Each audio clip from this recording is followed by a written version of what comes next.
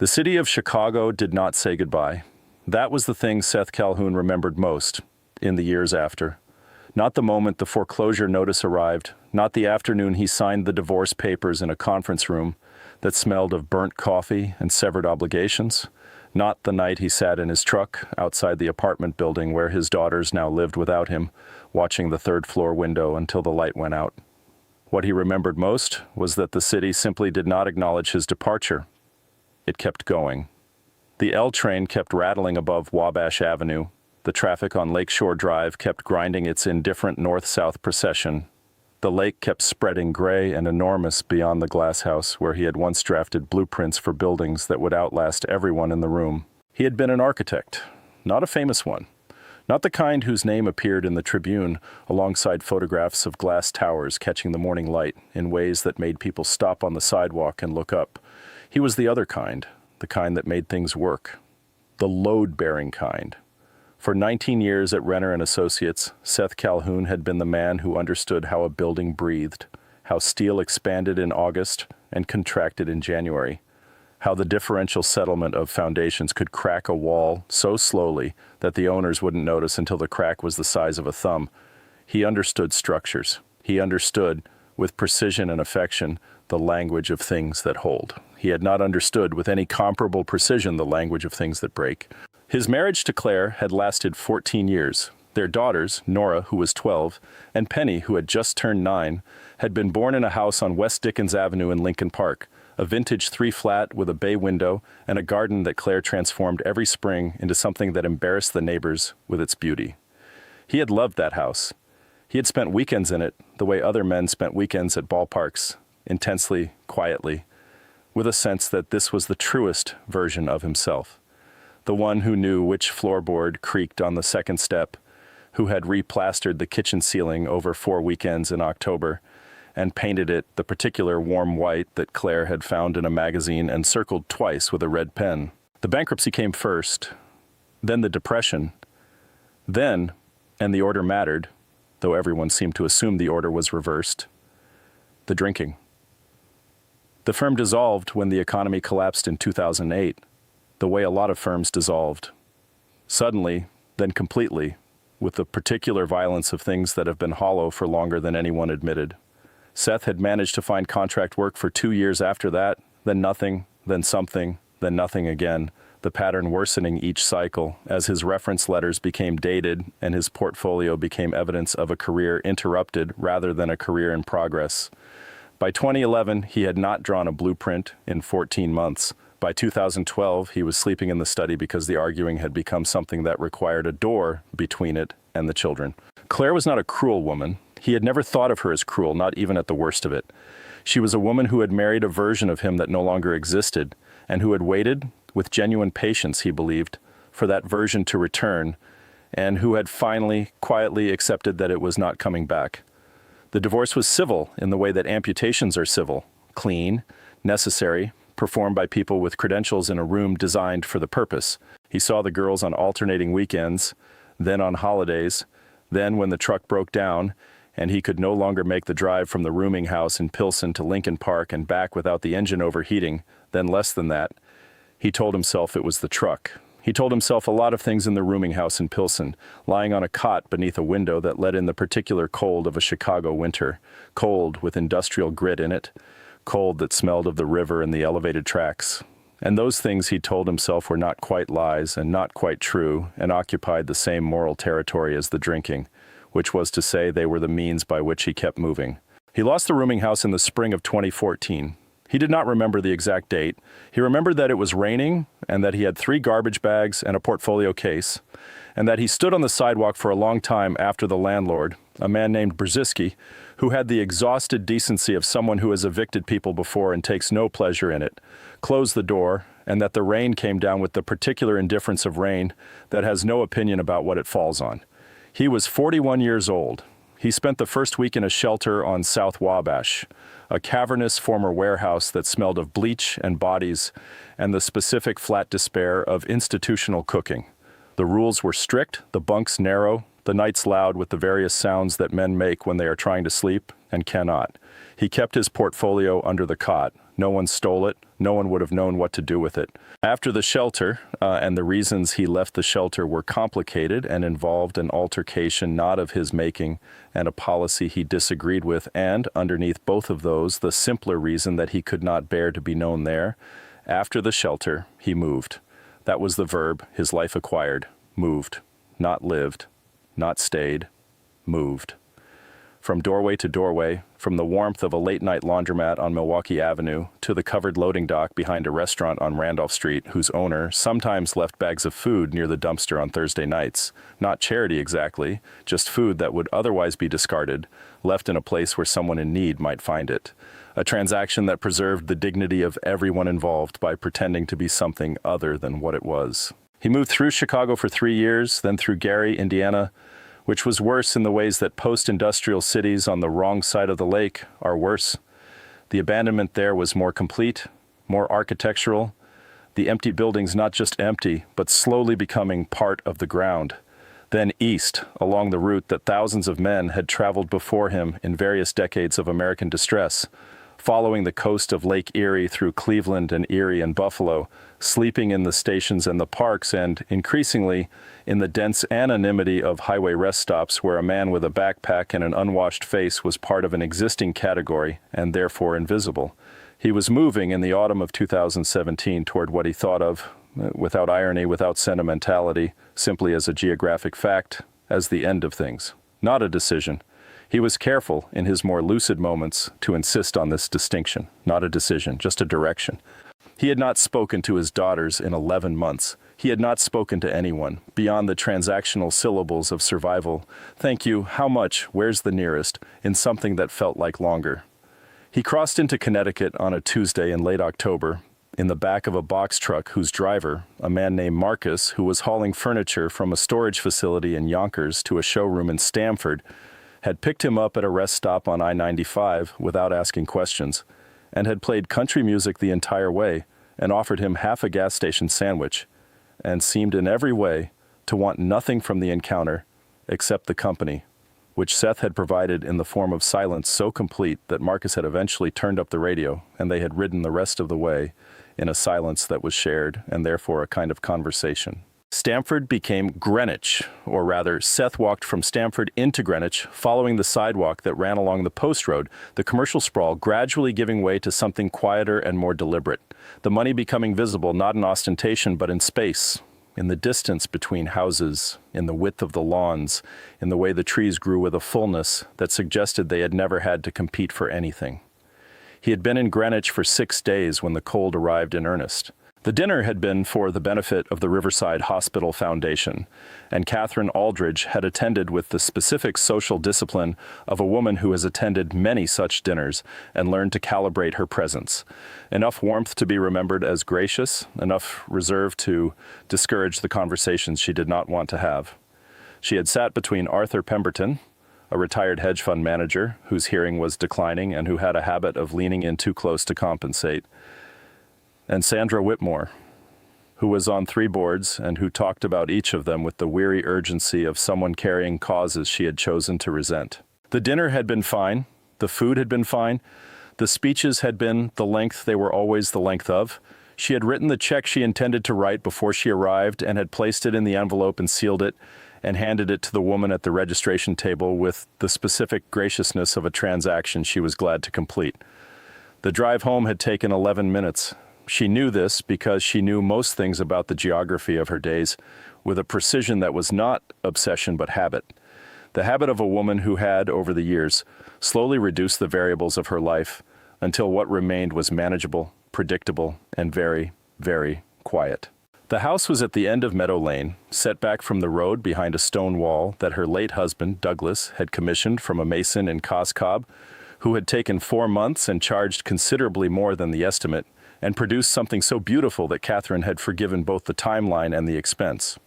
The wall was 12 feet at its highest point, gray fieldstone laid in courses that managed to look simultaneously deliberate and accidental, and the iron gate opened with a code that she changed every year on Douglas's birthday, which was the kind of thing she did and did not examine too closely. She parked the car in the circular drive and was walking toward the front door, Heels on brick, the sound precise as a metronome in the cold air when she saw him. He was against the wall, not inside the property, outside on the public sidewalk that ran along the street side of the stone, but close enough to the base of the wall that he was partially in the shadow of it, which perhaps explained why she had not seen him from the car. He was sitting with his back against the stone, his knees drawn up, wearing a jacket that had been adequate for a different climate and a different season. A backpack leaned against the wall beside him. A portfolio case, long, black, the kind used for architectural drawings or large format prints, lay across his knees like something he was protecting in his sleep. He was asleep, or something close to it. The shallow, vigilant sleep of a person who has learned to remain partially aware even while unconscious, the survival mechanism of someone who has slept in exposed places long enough for caution to migrate into the body and become involuntary. Catherine stood on her front walk and looked at him. The temperature was 31 degrees. She knew this because she had checked her phone in the restaurant parking lot, the same way she checked it each evening before driving, a habit left over from Douglas's years of commuting when she had tracked the weather along his route with the private devotion of someone whose love had learned to express itself in meteorology. 31 degrees, with a wind off the sound that was lowering the felt temperature further. She should have gone inside. She was aware of this, not as a moral failing, but as a simple fact, the way one is aware that a choice exists. She was a 63-year-old woman alone at 11:15 at night on a dark street in Greenwich, and the reasonable thing to do was to go inside and lock the door and call the non-emergency police line if the man was still there in the morning. She stood and looked at him for a long time. There was, she would think later, nothing dramatic about the moment in which she made the decision. No music in her head, no sudden welling of emotion, no revelation. There was only the cold, and the man in the inadequate jacket, and the portfolio case across his knees, and some quality in his face, even in sleep, even in this reduced circumstance. That was not what she had expected. She had expected what she always expected from this encounter, which she had spent 60 years carefully not having. She had expected disorder, dissolution, the visible evidence of choices made badly and repeatedly. What she saw instead was something else. A structure still. The skeleton of a man who had been once someone entirely different. She crossed the sidewalk. She stood above him for a moment, then crouched, awkward in her heels, her evening dress cold and ridiculous in this context, and said quietly, "Sir." He woke the way someone wakes when waking has been, for a long time, an emergency. His eyes were open and his body was tense, and he was already reaching for the portfolio before the first second had passed. I'm not going to ask you to move," she said quickly. "I live here. I wanted to ask if you're all right." He looked at her. The porch light from across the street caught one side of his face. His eyes were the color of weathered cedar, brown with gray in it, a color that suggested things left outside for a long time. "I'm fine," he said. His voice was low and rough with cold and disuse. "You don't have to say that." Something shifted in his face. Not much, but something. "I have a room inside," Catherine said. She heard herself say it and felt a mild, distant alarm at the fact that she had apparently decided this before she knew she had decided it. "A guest room. I'm not suggesting anything. It's cold tonight, and I have a room that's not being used, and you're welcome to it. Just for tonight, if you want." He was quiet for what felt like a long time. The cold moved between them. "I'm not going to hurt you," he said. It was such a specific thing to say, so exactly the thing she had not said and might have been thinking, that she felt something loosen in her chest. "I didn't think you were," she said, which was not entirely true, but was true enough. "Okay," he said. He stood slowly, with the careful movements of someone managing a body that has been on the ground for too long. He was taller than she'd expected, over 6 feet, with the kind of frame that had once carried more weight and now wore its history in the angles of the shoulders, the particular set of the jaw that comes from holding tension in the face for years. He picked up the backpack, the portfolio case. "I'm Catherine," she said. "Seth," he said. She led him to the door. The house was 9,000 square feet and contained at present one person. Catherine was aware of this ratio in the way that people are aware of ratios that have become the defining context of their lives. Constantly, peripherally, the way you're aware of a sound that has been going on so long it has stopped being a sound, and started being the quality of the silence it hasn't quite replaced. Douglas had died 4 years ago, pancreatic cancer, which is to say he had been diagnosed in October and gone by February of the following year, which is to say there had not been time for the particular kind of preparation that dying slowly affords. The settling of accounts, the long conversations, the saying of things that had been deferred during the years of living when there was always, theoretically, more time. There had been time for some of that, not enough. There was never enough, she understood now, and the understanding brought her no comfort, which was probably the point of it. Their children, 2 of them, both adults, lived elsewhere. Diane was in Portland, Oregon, with her husband and their 2 boys, and called on Sundays with the devoted regularity of someone discharging an obligation she had decided in advance to honor. The calls lasted between 20 minutes and half an hour, which was the length of calls that carry information and not much else. Catherine appreciated them. She appreciated Diane. They had always been, in some fundamental way, strange to each other, too similar in temperament to be comfortable, too different in the ways that temperament expressed itself to find the overlap without effort. Their son, Bryce, was in San Francisco, in finance, unreachable in the ways that people in finance in San Francisco are unreachable, not unkind, not uncaring, simply operating at a frequency that did not quite match the frequency of the rest of the world. He had come home for the funeral, stayed a week, and departed with the compressed grief of someone who has agreed with themselves to process things efficiently and will do so when there is time. The house breathed around her most evenings. She had considered, in the years since Douglas, selling it, considered it with the serious, methodical attention she brought to most things, and had concluded each time, through some logic she could not fully articulate, that she was not yet ready to live somewhere smaller. The smallness of a smaller place would mean something. She was not ready to mean it yet. She showed Seth the guest room at the end of the east corridor, far from her own room, a fact she did not point out but which was nevertheless the reason she had chosen it. It was a room she rarely thought about. Cream walls, a queen bed with a gray linen duvet, a window that looked out over the back garden, and the stone bird bath that she had not had filled since the fall. There was an attached bathroom. There were towels. She found 2 on the shelf in the hall closet and placed them on the end of the bed. He stood in the doorway and looked at the room for a moment. "The bathroom's there," she said, pointing. "There should be soap and shampoo. If you're hungry, the kitchen is at the end of the corridor to the left. Help yourself to anything." He nodded. "Do you need anything else?" she asked. He shook his head. Then, and she remembered this exactly, replayed it in the weeks that followed with a precision that surprised her. He looked at her directly for the first time since they had come inside, and she saw what his face held in the full light of the hallway. Not gratitude, something behind gratitude, something older than gratitude, a kind of bewilderment. "I'll be gone early," he said. "You don't have to," she said. "Be gone early. There's no rush." He nodded again. She said goodnight. She went down the corridor to her own room and sat on the edge of her bed and listened to the house for a moment. Listened to the sounds of it settling in the cold, the furnace cycling on with its familiar resonant hum, the tick of the radiator in the corner, and then got up and brushed her teeth and changed into her nightgown and lay down and stared at the ceiling, which was 10 feet above her and as white and unmarked as it had always been, and thought about very little. She fell almost asleep. And then, from somewhere down the corridor, she heard the sound. She would not have called herself a person who listened at doors. She had her own code about such things. Privacy was not simply a courtesy she observed toward others. It was a value she held in a way that was almost structural, the way she held certain beliefs about manners and certain beliefs about what constituted the appropriate distance between people. She would not have called herself a person who listened at doors. She had been lying in the dark for perhaps 30 minutes when she became aware of it. Not a dramatic sound, not the sound that would justify alarm, not something that would explain itself as a disturbance, just a sound, low, contained, and this was the quality that pulled her out of the almost sleep, the specific sound of something being controlled, suppressed, the sound of a person who was making sound and working at the same time to make less of it.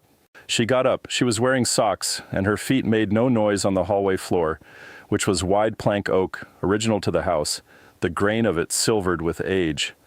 The corridor was dark, except for the thin strip of light beneath the guest room door. A nightstand lamp, she thought, or the bathroom light left on. She stopped in front of the door. She told herself, standing there, that she was checking that he was all right. It was a reasonable thing to tell herself. A man she did not know was alone in a room in her house, and it was reasonable to check that he was all right.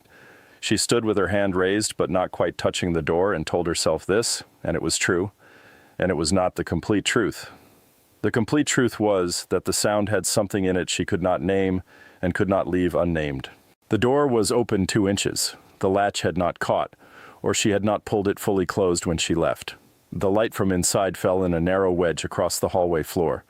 She looked through the gap. He was on the bed. He had not gotten under the duvet. He was lying on top of it on his side, still wearing the clothes he had come in from the cold in, the jeans, the heavy socks, the flannel shirt. His boots were on the floor beside the bed, placed neatly, side by side, the laces tucked in. The backpack was on the chair in the corner. The portfolio case was propped against the wall beneath the window. His back was to the door. His shoulders were moving slightly.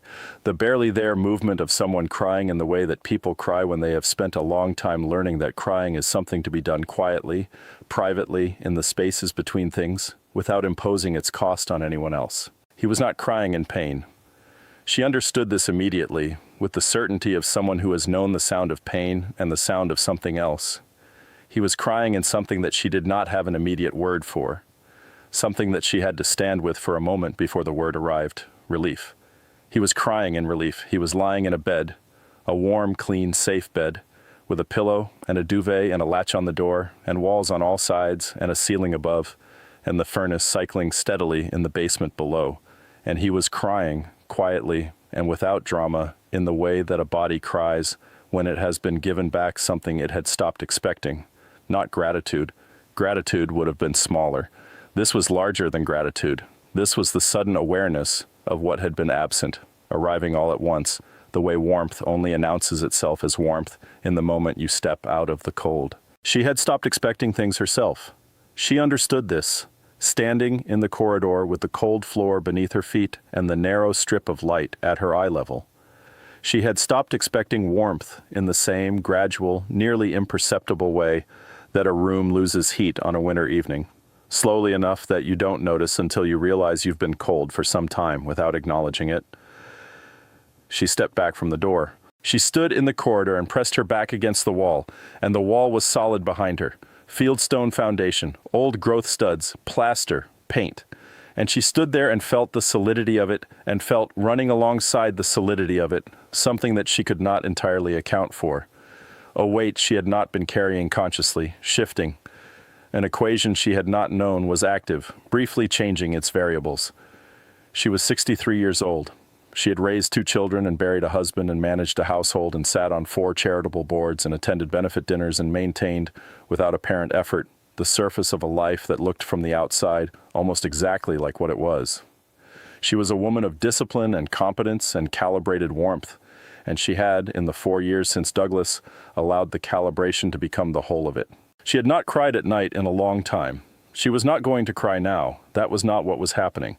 What was happening was that she was standing in a corridor in her own house at 11:45 in the evening, and a man she did not know was crying in the guest room with the particular quiet devastation of someone who had forgotten what a bed was. And something about this, something she would spend a considerable portion of the coming weeks trying to locate precisely, was the most honest thing that had happened in this house, in longer than she wanted to calculate. She went back to her room. She lay down. The ceiling was 10 feet above her, and white and unmarked. She did not sleep for a very long time. She woke at 6:15, as she always did, to the alarm she always set. A tone, not a radio, because she had found radio in the morning to be an imposition. The world's noise arriving before her own thoughts had assembled themselves into something she was prepared to confront. She lay still for 60 seconds, which was her habit, allowing the day to arrive in its own order. The light through the curtains, the sound of the furnace, the particular quality of the cold outside, which she could assess through the glass without getting up. November cold, the kind that would be on the ground all day. She dressed, she went to the kitchen and started the coffee maker, a 12-cup Cuisinart that she ran for herself and the 2 full cups she would drink over the course of the morning, and stood at the window above the sink and looked at the back garden, which was stripped and bare, the hydrangeas cut back, the bird bath empty, a single crow on the stone wall at the back of the property, standing with the dignified composure of something that has made its peace with the cold. She heard footsteps in the corridor at 6:40. She did not turn from the window immediately. She gave him a moment, the moment between entering a room and adjusting to the fact that someone else is in it, a moment she valued herself and that she thought on instinct he might also value. "Good morning," she said, turning. He was at the entrance to the kitchen, fully dressed, the backpack on his shoulder, the portfolio case in his hand. He looked in the morning light like a man who had not slept quite enough and had decided this was not going to define the day. His face was composed. The composure had something effortful in it, but it held. "Good morning," he said. She took a mug from the cabinet, one of the simple white ones, not the good ones that she used when people she wanted to impress came for coffee, which told her something about how she had categorized this, and filled it and held it toward him. He hesitated for half a second. "It's coffee," she said, with a dryness that surprised her. He took it. He held it in both hands. Outside, the crow on the wall rearranged its wings and did not leave. "I want to ask you something," Catherine said. She had decided this in the small hours of the night and had rehearsed it enough to have stripped most of the awkwardness out of it. "You don't have to answer." He looked at her over the rim of the mug. "The portfolio case," she said. "What's in it?" Something moved behind his eyes. Not suspicion. More like the expression of someone who has been asked the wrong question and is deciding whether to correct it or simply answer what was actually meant. "Drawings," he said. "What kind of drawings?" A pause. "Buildings," he said. "Buildings I designed. Buildings I didn't design. Things I was working on. Things I thought about working on." He looked down into the coffee. "A long time ago." Catherine was quiet for a moment. "You're an architect," she said. The word landed in the kitchen with a weight she hadn't entirely predicted. She watched it land. She watched what it did to the set of his jaw, the arrangement of his eyes, the small, involuntary reckoning of a person confronted with a word that used to fit and doesn't quite fit anymore, and who hasn't decided what to do about the gap. "I was," he said. "What kind?" He looked at her. Something in the question, the specificity of it, the refusal to let the past tense settle without examination, seemed to catch him slightly off guard. "Commercial, mostly," he said. "Mid-rise, some residential. I specialized in structural systems, how things hold together." "Where?" "Chicago." She nodded slowly. She was watching him in a way she hoped was not obvious and probably was. She was watching him the way she watched things she was trying to understand, with the full, patient attention of someone who has learned that understanding is not a quick process and that rushing it destroys the thing you were trying to see. "I'm going to make eggs," she said. "You can leave if you want to, or you can sit down." He stood in the doorway for a moment. The backpack was still on his shoulder. The portfolio case was still in his hand. He was a man with everything he owned already gathered, already organized for departure, a posture so practiced it was no longer entirely voluntary. He set the portfolio case down against the wall. He sat down at the kitchen table. She made them scrambled, with butter and a small amount of cream cheese that she added at the end, a technique her mother had used that she had never mentioned to anyone because it seemed, in the context of her current life, like an orphaned detail, one of those small intimacies that had nowhere left to land. She made toast. She cut fruit. She put everything on the table and sat across from him, and they ate in silence for a while. And the silence had, to her mild and unexamined surprise, a quality of ease to it.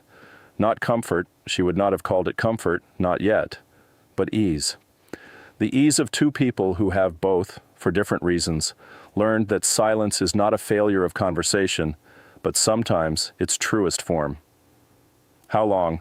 she asked, when the eggs were half gone. She did not specify. She thought she did not need to. He was quiet for long enough that she considered withdrawing the question. Then, 3 years. He paused. More or less. 3 years. She did not say anything. She had found over the years that the most useful response to a number that large was not a verbal response. You let a number like that fill the room it deserved. "I'm not..." He stopped, started again. "I don't want you to feel like you need to. I don't feel anything I don't choose to feel," she said, which was partially true, and partially the version of herself she preferred to present and which had, over the years, become sufficiently reinforced that she could no longer always tell the difference. He looked at her, the gray-brown eyes, the weathered face. He looked at her the way people look at someone who has said something they want to think about. "I have daughters," he said. It seemed to come from somewhere outside the conversation, surfacing on its own. "Two of them, 12 and 9, when I last—" He stopped again, did the arithmetic she could see him doing in his face. "They're 17 and 14 now." Catherine set down her fork. "Their names?" she said. "Nora," he said, "and Penny." "Penny," she repeated. There was something in the name, something small and particular. "She named herself," he said, and the ghost of something, not quite a smile, the structural memory of a smile, the frame without the material, moved across his face. "Her real name is Penelope. She was 4, and she decided Penelope was too much name. She announced it at the dinner table." He was quiet for a moment. She announced most things at the dinner table. The kitchen was still. Outside, the crow had been replaced by 2 sparrows, and the sparrows were arguing over something on the stone wall with the focused intensity that sparrows bring to all things. "You could call them," Catherine said. "I know," he said, which was not the same as "I will." And they both understood this, and she did not push it. And they finished the eggs, and outside the sparrows reached whatever conclusion sparrows reach and flew away in separate directions. And the garden was quiet and bare and cold and beautiful in the way that stripped November gardens in Connecticut are beautiful, honestly, without ornament, showing exactly what they are. She did not ask to see the drawings. She told herself she was not going to ask. She had resolved, over breakfast, that whatever happened next would happen in its own time and at his invitation, and that she was going to extend to this man the same principle she extended to every person in her life whose trust she wanted to earn, patience as the primary offering. It was he who opened the case. They had moved to the sitting room with a second cup of coffee. She had offered, he had accepted, and the accepting had been slightly easier this time, which she noted, and he had sat in the armchair by the window with the portfolio case beside him, and she had settled on the sofa with her cup, and they had looked at the garden for a while, which was the sort of thing that required no words, and accepted whatever silence was available. He reached down and unclipped the portfolio case. He drew out a large sheet, heavy paper, the kind used for architectural drafting, the kind that holds pencil and pen, with a quality that regular paper cannot match. He held it for a moment without looking at it, his hands on either edge, and she had the strange impression that he was feeling it rather than preparing to show it, that the paper itself was something he needed to touch. He held it out to her. It was a building, not a famous one, not one she recognized. A mid-rise office building, she thought, 12 or 14 stories, in a style she would have called quietly ambitious.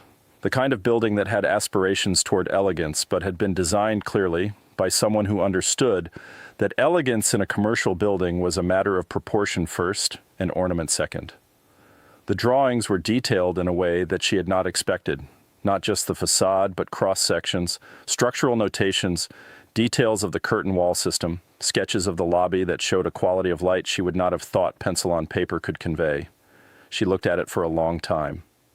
"This was built?" she said. "Yes," he said. 2004, Wacker Drive. He paused. They changed the lobby. The building management company changed it in 2009 to something cheaper, but the building is still there. She heard what was underneath that sentence.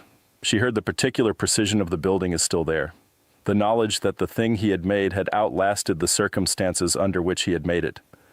The building outlasted the firm and the marriage and the house on West Dickens Avenue and the rooming house in Pilsen and 3 years of moving along the edges of things. The building was still there. She handed the drawing back to him carefully with both hands. "It's very good," she said, which was inadequate and true. He put it back in the case and clipped the case closed. He looked out the window for a moment. The garden, the stone wall, the bare hydrangeas. "I should go," he said. Not urgently, more as a statement of what his habits required him to say in this situation. "You could stay," she said. "Another night, if you wanted." He looked at her. "I'm not—" She paused, choosing. "I'm not trying to make myself feel useful. I have space here that isn't being used, and it's November, and you're clearly— I mean, you were an architect on Wacker Drive."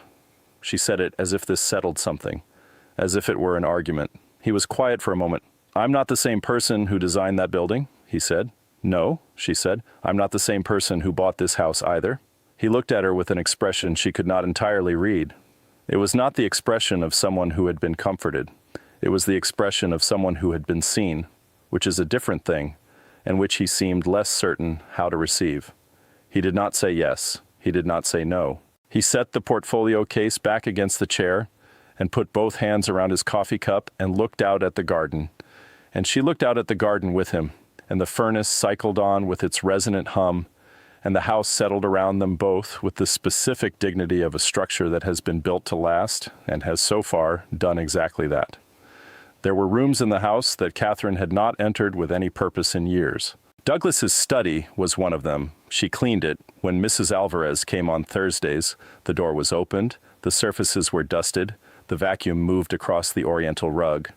But she did not enter it with herself. She did not sit in his chair.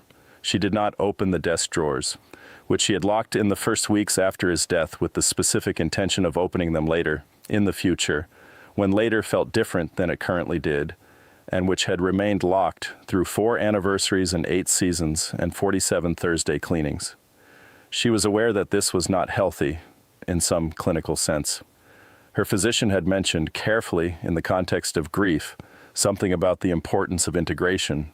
She had nodded in the way she nodded at things she had no intention of acting on immediately. The library was another room she navigated around. It had been Douglas's room in the fullest sense. He had designed it, chosen the shelves, organized the books in a system that made sense to him alone, and which she had never fully decoded, and was determined not to disrupt even now, even though the disruption of a dead man's library system was, she was aware, not the kind of thing that should matter to anyone with a properly functioning sense of proportion. And yet, she thought about these rooms as she washed the breakfast dishes, listening to Seth's footsteps in the guest room at the end of the corridor, quiet footsteps, the footsteps of someone moving with practiced consideration for the fact that they are in someone else's space. She thought about the rooms, and she thought about the man who had arrived with everything he owned in 2 bags and had nevertheless brought with him, in the portfolio case, the evidence that he had once made something that was still standing on a street in Chicago. There was a phone charging cable in the kitchen drawer, Douglas's old iPhone charger, the lightning connector, which she kept because throwing it away required a decision she had not made. She found an older cable beside it, micro USB for the Bluetooth speaker they'd bought years ago, and then, beneath both, a universal adapter with multiple tips. She placed it on the kitchen counter. She went back to the sitting room. "I left a charger on the kitchen counter," she said to the doorway of the guest room, "in case you have a phone." A pause. "I don't have a phone." Another pause. "I had one. Pay as you go. It stopped working 6 months ago." "Oh," she said. She stood for a moment in the hallway. "I have an old iPhone in the desk drawer. It was my husband's backup. It still works. The number is deactivated, but there's Wi-Fi here." She paused. "You could use it to call your daughters." The silence on the other side of the door was of a quality she had come to understand in the last 12 hours as meaningful. His silences were not empty. They were the silences of someone for whom words required a form of assembly that he did not rush. "That's very generous of you," he said. His voice was careful. "It's a phone in a drawer," she said. "It's not generous. It's efficient use of a resource." She heard something from behind the door that might, in a different register, have been the beginning of a laugh. A half-breath, quickly controlled. She returned to the kitchen and found the iPhone in the desk drawer and plugged it into the charger and left it on the counter and thought, not for the first time that morning, that she was behaving in ways she had not anticipated and could not entirely explain, and that this was, on balance, not a terrible feeling. The phone call when it happened was not something Catherine witnessed. She had given him the phone in the mid-morning, fully charged, connected to the Wi-Fi. She had left him in the guest room and gone to the far end of the house to the room she used as an office, a room full of the particular order of a person who manages things for a living, even when what she manages is only her own affairs. She had bills to pay and correspondence to address and 2 weeks of neglected emails from the charitable boards she sat on, and she attended to all of this with the focused efficiency that she used as a counterweight when other parts of her were less focused and less efficient. She did not hear the call. She did not know if it was made.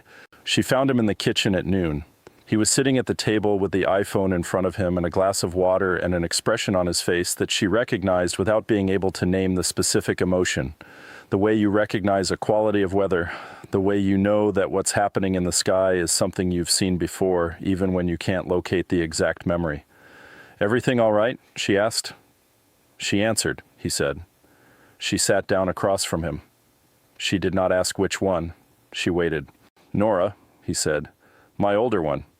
He was quiet for a moment, his hands flat on the table on either side of the phone. She wasn't angry. He stopped. Something moved in his face. "She said she'd been waiting for me to call. She said she'd been waiting since she was 14. His voice was steady and careful and contained the specific quality of a voice doing everything it can to remain functional. "She said she's been accepted to the University of Michigan for next fall. Architecture program." He said this last thing to the table. Catherine was quiet. The kitchen was quiet. The furnace made its sound. "That's remarkable," she said. "I know," he said. They sat with that for a while. Outside, the November light was doing what November light in Connecticut does in the middle of the day, arriving at a low angle, pale and precise, finding the edges of things and defining them in ways the summer light does not, the way difficulty sometimes illuminates what comfort obscures. The stone bird bath was visible through the window, and in its empty basin, the light pooled like something that had nowhere else to go. Her mother told her, Seth said, about me, about what I do, what I've been, where I've been. He paused. "She knows." "And she still answered," Catherine said. He looked up at her. "She still answered," he said. It was not a question. It was a man holding up a fact and examining it from a distance of 17 months of silence and seeing that it was, despite everything, against the probability he had assigned it, real. Catherine stood and went to the counter and refilled her coffee and stood with her back to him for a moment, and when she turned around, she had her voice arranged exactly as she wanted it. "I have a spare bedroom," she said. "Not the guest room. There's another one, on the second floor, with its own bathroom and a desk and a window that looks north. I haven't been in it in 2 years. It collects heat in the winter and it has good light." She paused. "You could stay. For a while. Not permanently. I'm not offering." She stopped, organized herself. "I'm not sure what I'm offering, but it isn't nothing." He looked at her for a long time. "Why?" he said, not hostile, not suspicious, genuinely, plainly asking. She thought about this with the seriousness the question deserved. "Because you kept the drawings," she said. He looked down at the portfolio case, which was leaning against the wall beside the table where he had placed it when he sat down. He looked at it as if he hadn't thought of it in those terms. "I didn't have anywhere to put them," he said. "You could have left them," she said. 3 years is a long time to carry something you could have left." He was quiet. "You kept them," she said, "which means some part of you is still the person who made them. And that person deserves somewhere to be while the rest of you figures out what comes next." The kitchen was very still. Seth Calhoun looked at the woman across the table from him, this precise, contained woman in her large house with her clean coffee cups and her dead husband's locked study and her charger on the counter and her specific, careful, deliberate kindness, and felt something that had been immobile for a very long time shift. Slightly, the way a foundation settles in the spring when the frost releases the ground and everything finds, without drama, its proper level. He did not say yes immediately. He looked at the garden through the window, and the garden looked back with the bare honesty of a thing that has nothing left to hide, and the light moved across the stone of the bird bath. And in the distance a dog barked twice and was quiet, and the furnace ran, and the house held them both. "Okay," he said. Chapter 1 complete. 21,400 plus characters. The stage is set. Seth's past revealed, Catherine's loneliness established, the impossible tenderness of that first night, a phone call that changes the geometry of everything, and a provisional, fragile yes that neither of them entirely knows the weight of yet. For the conflict and climax chapter, type 1131. Architected narrative escalation for serialized fiction continuation. Architected narrative escalation for serialized fiction continuation. The second bedroom was on the north side of the second floor, at the end of a hallway lined with photographs that Catherine had hung in the early years of the marriage and never rearranged. The kind of wall that becomes, over time, less a display than a record, a stratigraphy of a life. The older photographs at the center where she had started, the more recent ones filling outward in both directions until the hallway ran out of wall. Douglas appeared in many of them, the girls in some. There were 2 photographs from a trip to the Oregon coast that she had taken with a college friend named Patricia, who had died of breast cancer in 2009, and whose absence still arrived sometimes without warning, the way the absences of people who were fully alive in the imagination do. Seth did not look at the photographs the first time she led him up the stairs. He looked at them later. She saw him standing in the hallway on the second morning, his coffee in one hand, his face turned toward the wall with the particular focused attention of someone reading something that was not written for him and which he was trying to decode anyway. She did not ask what he saw in them. She had the sense that asking would close something that was better left open. The room itself was exactly as she had described. North-facing, with a window that looked out over the side yard and the neighbor's fence, and beyond it, the upper story of the Whitfield house, which was visible through the bare trees in November, and which would, come June, disappear entirely behind the canopy. There was a full-size bed, a wooden desk of no particular distinction, a Windsor chair that had belonged to Douglas's mother, and which was uncomfortable in the specific way of beautiful things that have been built for appearance rather than use. The bathroom was tiled in white hexagonal tile, original to the 1940s renovation. The shower worked. The radiator was reliable. It was, by any standard she could apply, an ordinary room.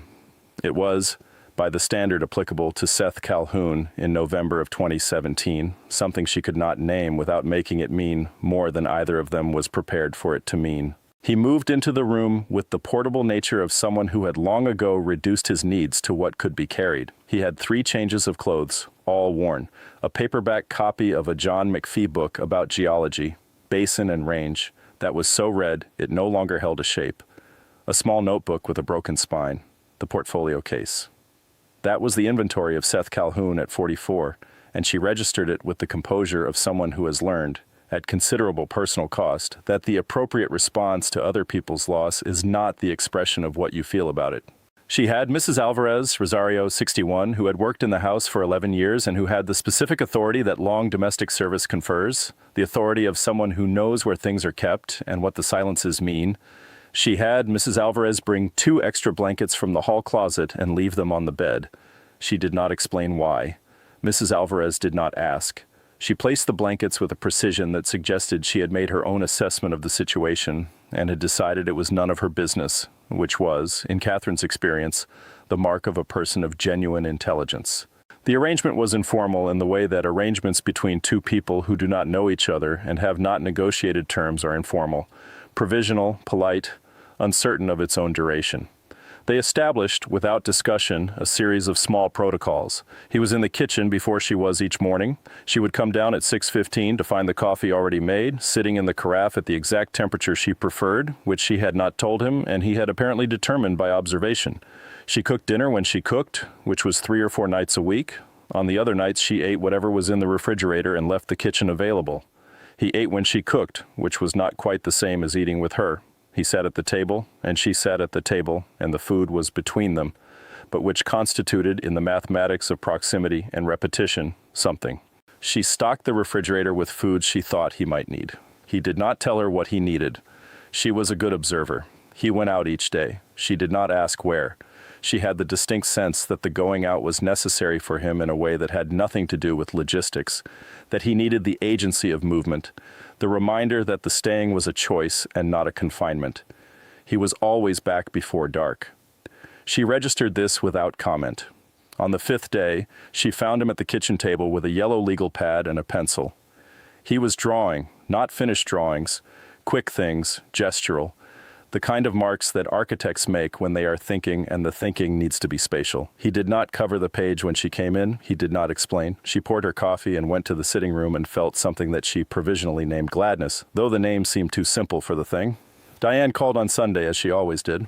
The call came at 10 in the morning Pacific time, 1 o'clock Eastern, as it had for the past 4 years since Douglas died, and the Sunday call became the structure around which Diane organized her filial obligation with the characteristic thoroughness that she brought to obligations.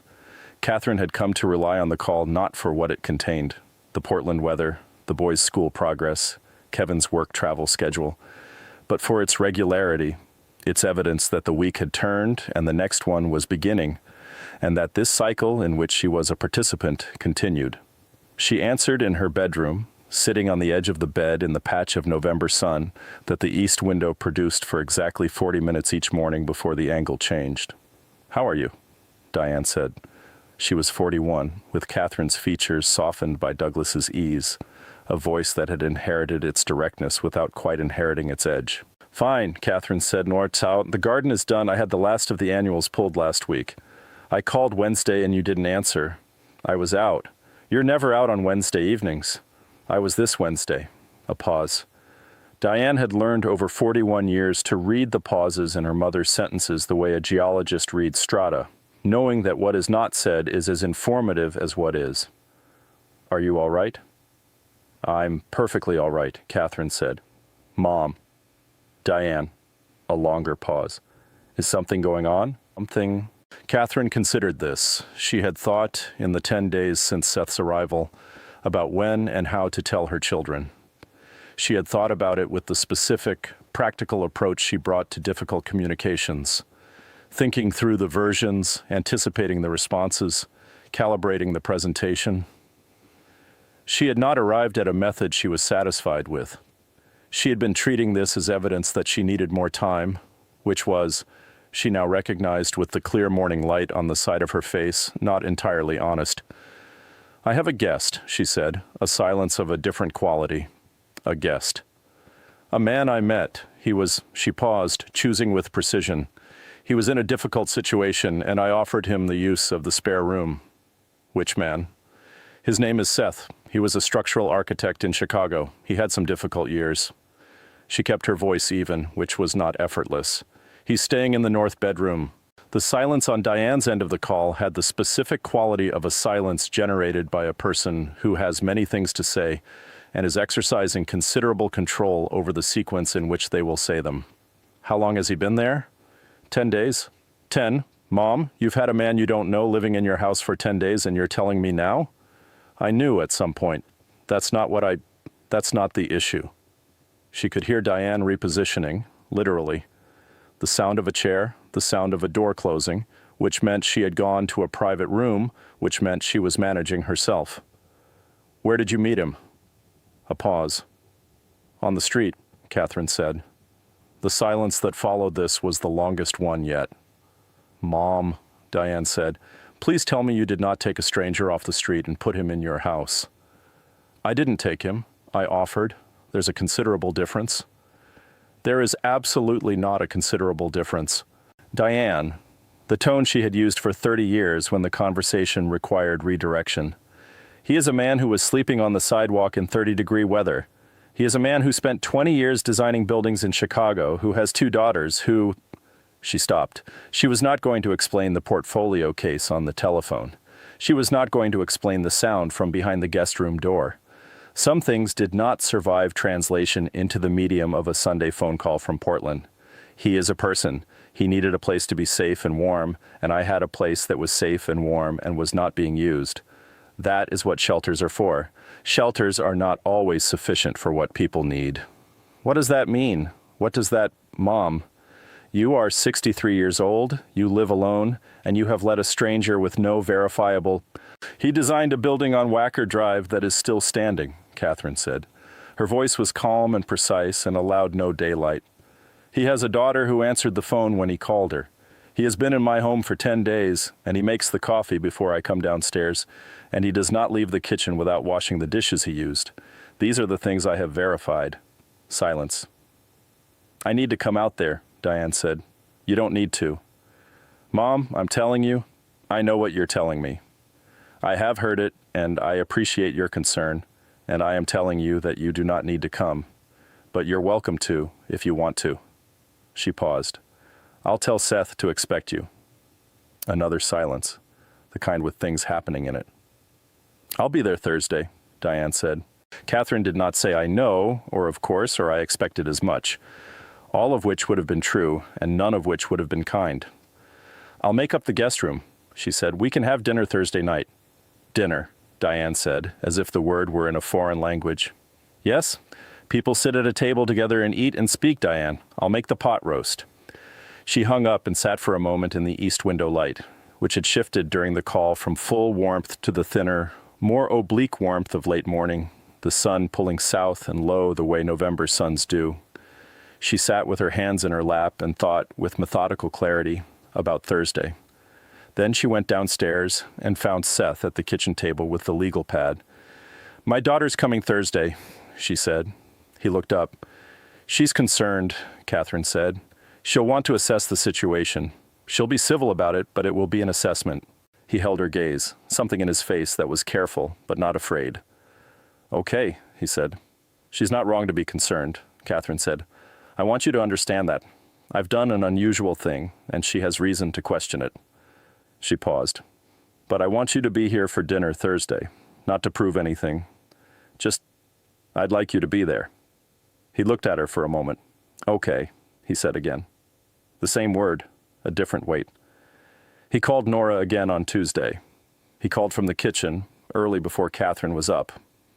He had found, in the way that domestic arrangements reveal themselves gradually, that she came downstairs at 6:15 with a precision that suggested either a very reliable internal clock or a very consistent alarm, and that before 6:15, the kitchen was his in a way that the rest of the day could not quite match.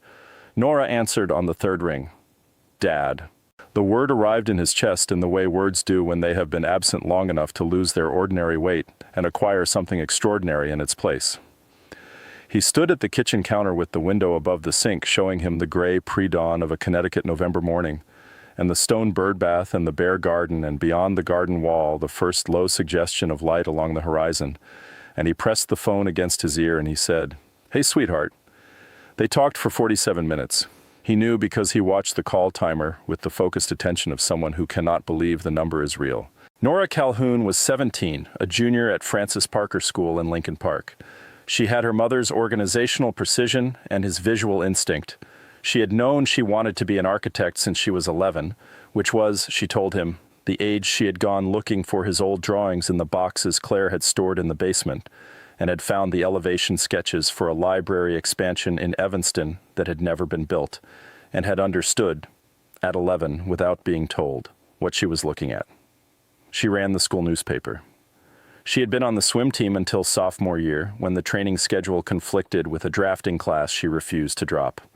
She liked the New Yorker, Indian food, and a television show about competitive baking that she acknowledged was not intellectually serious, but that she watched anyway on Sunday nights, which struck him as one of the most accurate and complete portraits of a person he had ever received in a single sentence. She did not ask directly about the years. She asked around them where he was, what he was doing now, whether he was okay. And she asked with a 17-year-old's careful obliqueness, the strategy of someone who knows the direct approach will close the subject and has chosen, with a patience that broke his heart in a slow and specific way, to approach from the side. Are you somewhere good? She said. It was the way she put it, somewhere good, as if geography were the variable she was most willing to address. Yes, he said, I'm somewhere good. Are you going to stay there? He looked out at the garden. The light was beginning at the edge of the wall now, blue and thin. I don't know yet, he said. I hope so. A pause. Mom knows I've been talking to you, she said. She's not... A pause in which he could feel her choosing. She's not going to make it difficult. He was quiet for a moment. Tell her thank you, he said. Tell her just thank you. Just thank... You could tell her yourself, Nora said. Not yet, he said. Not quite yet. Okay, she said. And the okay had in it something of what his okays had in them when he gave them to Catherine, a word carrying more weight than its syllables should accommodate. Nora, he said, before he could stop it. Yeah? Architecture school, he said. I've been thinking there are things I could, if you wanted, I could look at your portfolio, your application portfolio, if you want. A silence, longer than most of the silences in the conversation. Yeah, she said. And her voice had something in it that he did not let himself name because naming it would make it too real to hold steadily, and he needed, at present, to hold things steadily. Yeah, Dad, I'd really like that.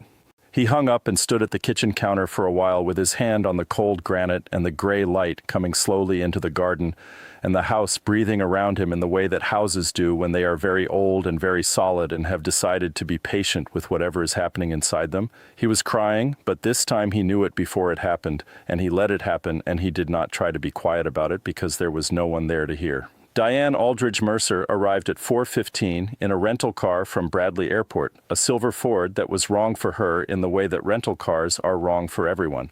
The particular competence she projected, the directness of her posture as she stepped out onto the circular drive, made the generic sedan seem like a vehicle borrowed from a version of herself that hadn't quite arrived. She was, in the physical way, her mother at 41. Same height, same broad cheekbones, same quality of stillness that read, depending on the context, as either composure or assessment.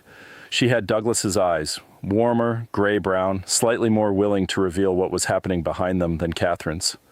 And she wore her dark hair shorter than her mother did, in a way that suited her, and that Catherine had said nothing about for 6 years.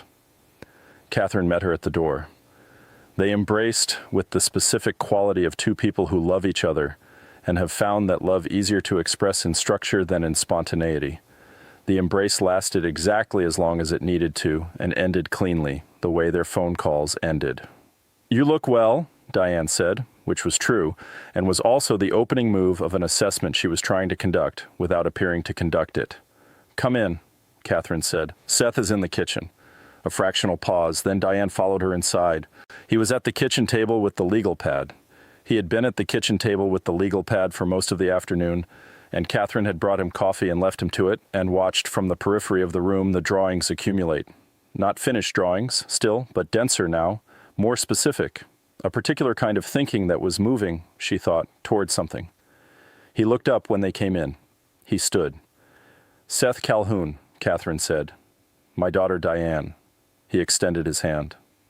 "It's good to meet you." Diane shook his hand. She was not impolite. She was a woman who had decided before arriving to conduct herself with the grace she had been raised to conduct herself with, and she did so, which was a form of respect she was offering to her mother at the same time she was forming her opinions about this man. "Likewise," she said. He was wearing, Catherine noted, the better of his two flannel shirts and jeans that were worn but clean. She had put both of them in the washing machine on Tuesday when he was out, leaving them folded on his desk with no comment, and he had not said anything about it either, which was one of those small, silent negotiations that the two of them had become practiced at. He had shaved. The shaving revealed the architecture of his face more fully. The jaw, the line from cheekbone to chin, the face of a man who had not quite finished deciding what age he was. "I'll finish up," he said, nodding toward the legal pad. "I'll be out of your way." "You don't need to be out of anyone's way," Catherine said. "Dinner's at 7. He sat back down. Diane watched him. Catherine put the kettle on. The kitchen managed the three of them with the careful neutrality of a room that has learned not to take sides. They had it, of course. Catherine had known they would and had decided she preferred it to be explicit rather than conducted through the medium of careful looks across the dinner table. After Seth excused himself to wash up before dinner, gone up the stairs with the quiet courtesy that had become, in 12 days, as reliable as the morning coffee, Diane set down her wine glass and looked at her mother directly. "Mom," she said. "I know," Catherine said. "You don't know what I'm going to say. You're going to say that this is unusual, and that I should be more careful, and that you can't understand what I was thinking." She picked up her own glass. "And you're not wrong about any of it." "Then why—" "Because I heard him cry," Catherine said. The kitchen was quiet. "What?" She had not planned to say it this way. She had planned, in the abstract way she planned difficult conversations, something more structured, context first, observation second, conclusion supported by evidence. What came out instead was the truth, which was less organized. I brought him inside and gave him the guest room, and I couldn't sleep, and I walked to the door, and I heard him crying. She set the wine glass down. "Crying in relief, Diane. Crying because he was in a bed, in a warm room with a roof over it." She looked at her daughter with the full, unguarded directness that she did not often deploy because it was the most expensive thing she had and she spent it carefully. That's what's left when a person loses everything. The ability to cry with relief over a bed, over four walls, over not being cold. Diane was quiet for a moment. "And that means he should live here?" she said, not harshly, genuinely asking. "It means I'm not going to pretend I didn't hear it," Catherine said. "I've been pretending not to hear things in this house for 4 years. I'm done with that." The sentence landed in the kitchen with a weight that surprised them both. Diane looked at her mother, really looked, in the way that the children of reserved parents look when the reserve briefly drops and reveals the geography underneath. "Mom," she said, and this time the word was not an opening move. It was just the word. "I'm fine," Catherine said quickly, the reflexive reassurance. Then she stopped herself. I don't know. I'm less alone. For the first time in a while, I'm less alone, and I don't think that's a terrible thing, even if the way it happened was irregular." Diane was quiet for a long moment. She reached across the table and put her hand over her mother's hand, and Catherine let her, and the kitchen held them both with the patience of a room that has seen a great deal. "I looked him up," Diane said. Catherine looked at her. "Renner and Associates. I found a reference to a Seth Calhoun, senior structural engineer, in an architectural journal from 2006, the Wacker Drive building." She paused. "I also found the bankruptcy filing, 2012, and the divorce record." She paused again. "I couldn't find anything after that." "No," Catherine said. "There isn't anything after that." Diane nodded slowly. "He designed a good building," she said. "He designed an excellent building," Catherine said. A silence. And then Diane, who was her mother's daughter in more ways than either of them acknowledged when they were in the same room, picked up her wine glass and said, "The pot roast smells done." "It is done," Catherine said. "Go tell him dinner's ready." The dinner was a dinner. It was also something more complicated than a dinner, in the way that meals between people who are navigating each other's existence always are. It was, at the same time, a meal and a negotiation and a kind of audition, and by the end, something that none of those words quite covered. Catherine had made the pot roast, which was her best dish, in the way that some people have a best dish that they have made so many times it has become a form of self-expression. Carrots and potatoes and onion, the meat braised in beef stock and red wine for 3 hours, until it held together just enough and fell apart at the suggestion of a fork. She had made a green salad and a loaf of bread from a bakery on Greenwich Avenue, and she had set the table, the kitchen table, not the formal dining room table, which she had decided would be the wrong register, with her good everyday dishes, the ones she used when she cared about the occasion, without wanting to announce that she cared about it. Seth ate with the specific, careful appreciation of someone who is trying not to eat too fast and does not entirely succeed. He helped himself to seconds only when explicitly offered, and only once.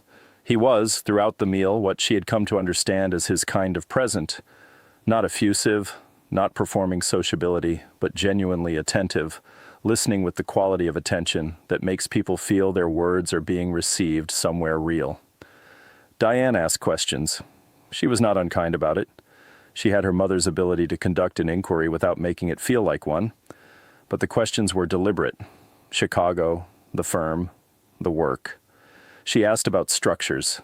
She had looked up enough in the 24 hours since her mother's call to ask intelligent questions, and Catherine noted this without saying so. "The lateral load system," Seth said when Diane asked about the Wacker Drive building. "On a mid-rise that narrow, you're fighting the wind on both axes. The conventional solution in that range is a braced core, but the client wanted open floor plates, no core in the middle, the whole interior flexible for tenants. So we did an exterior moment frame." He paused. "Steel moment frames on the perimeter. It changed the look of the building. You can see the frame in the facade. It's expressed, not hidden. Some people didn't like it. I thought it was honest." Diane looked at him. "Honest," she said.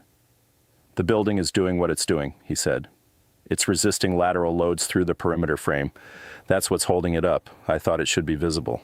I thought the thing that holds a building up should be the thing you can see." He paused. He seemed for a moment slightly surprised at the length of what he had just said. "It's a preference. It's a philosophy," Diane said. He looked at her. Something in his face that was not warmth, not yet, but the possibility of warmth. The structural precondition. The dinner lasted 1 hour and 40 minutes, At the end of it, Diane picked up the dishes without being asked and put them in the sink and ran the water and began to wash them in the absent, comfortable way of someone who grew up in this kitchen.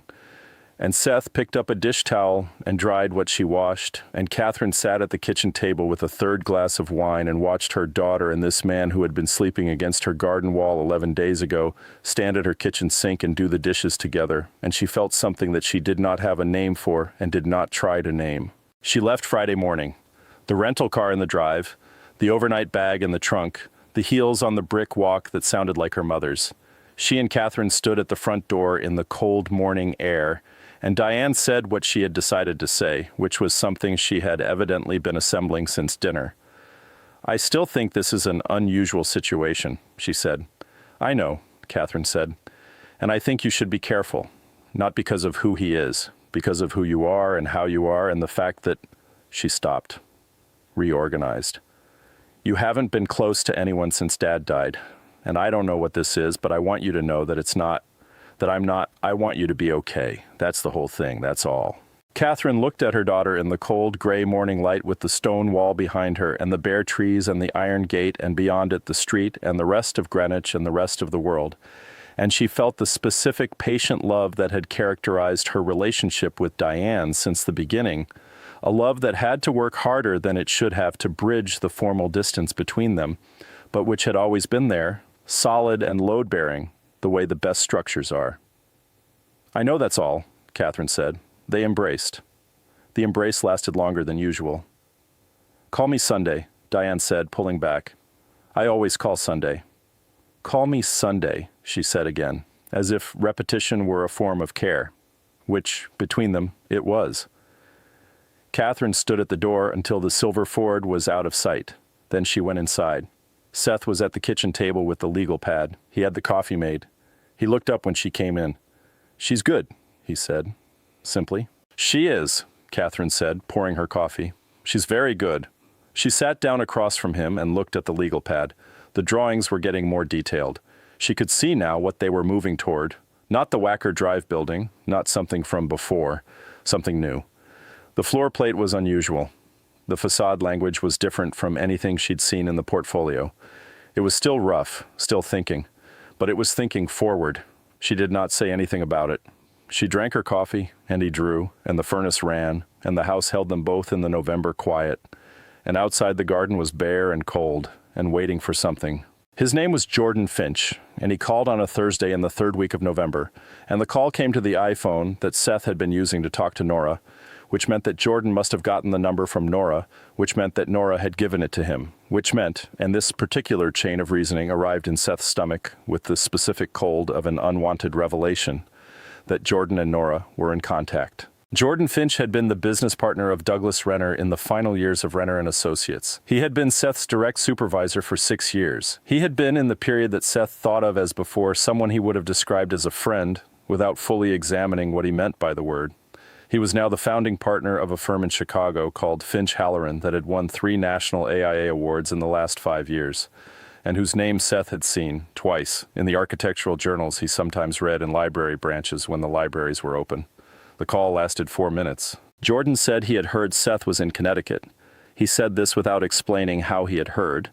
The explanation, Seth understood, being Nora, who had apparently communicated the basic facts to someone in the world outside of her father's past, which meant the past was becoming less sealed than he had treated it. Jordan said he had been thinking about Seth. He used the word thinking in a way that had clearly been chosen over other words. He said he wanted to get together when Seth was ready. He said there were things he'd been wanting to say for a long time. He said this last thing with a specific care that told Seth the things he wanted to say were not simple. Seth said he would think about it. He hung up and sat with the phone on the kitchen table for a while without Catherine, who was at a board meeting in Stamford.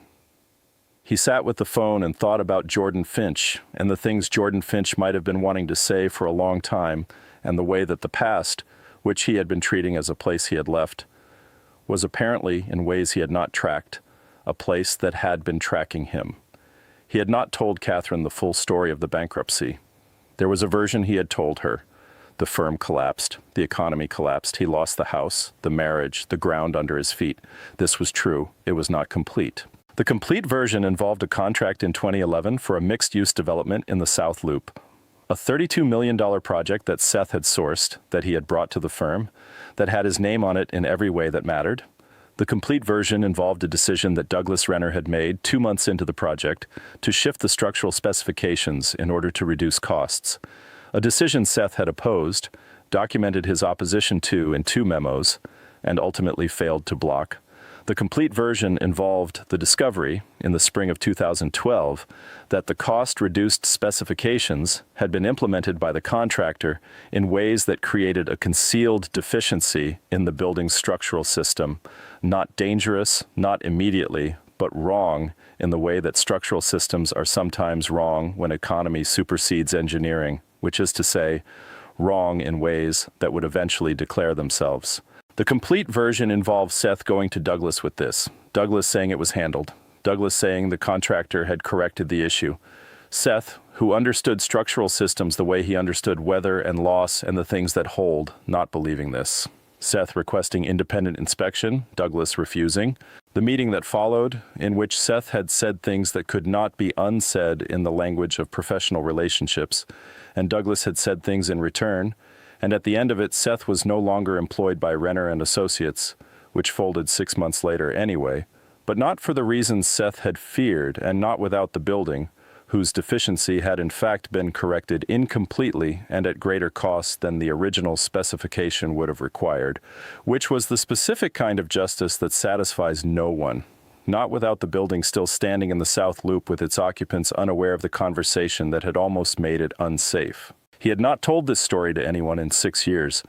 He had not told it because it was, in its own way, a story about how he had been right. And being right, when the rightness cannot prevent the outcome, is its own particular form of damage. Being right when you are fired for being right.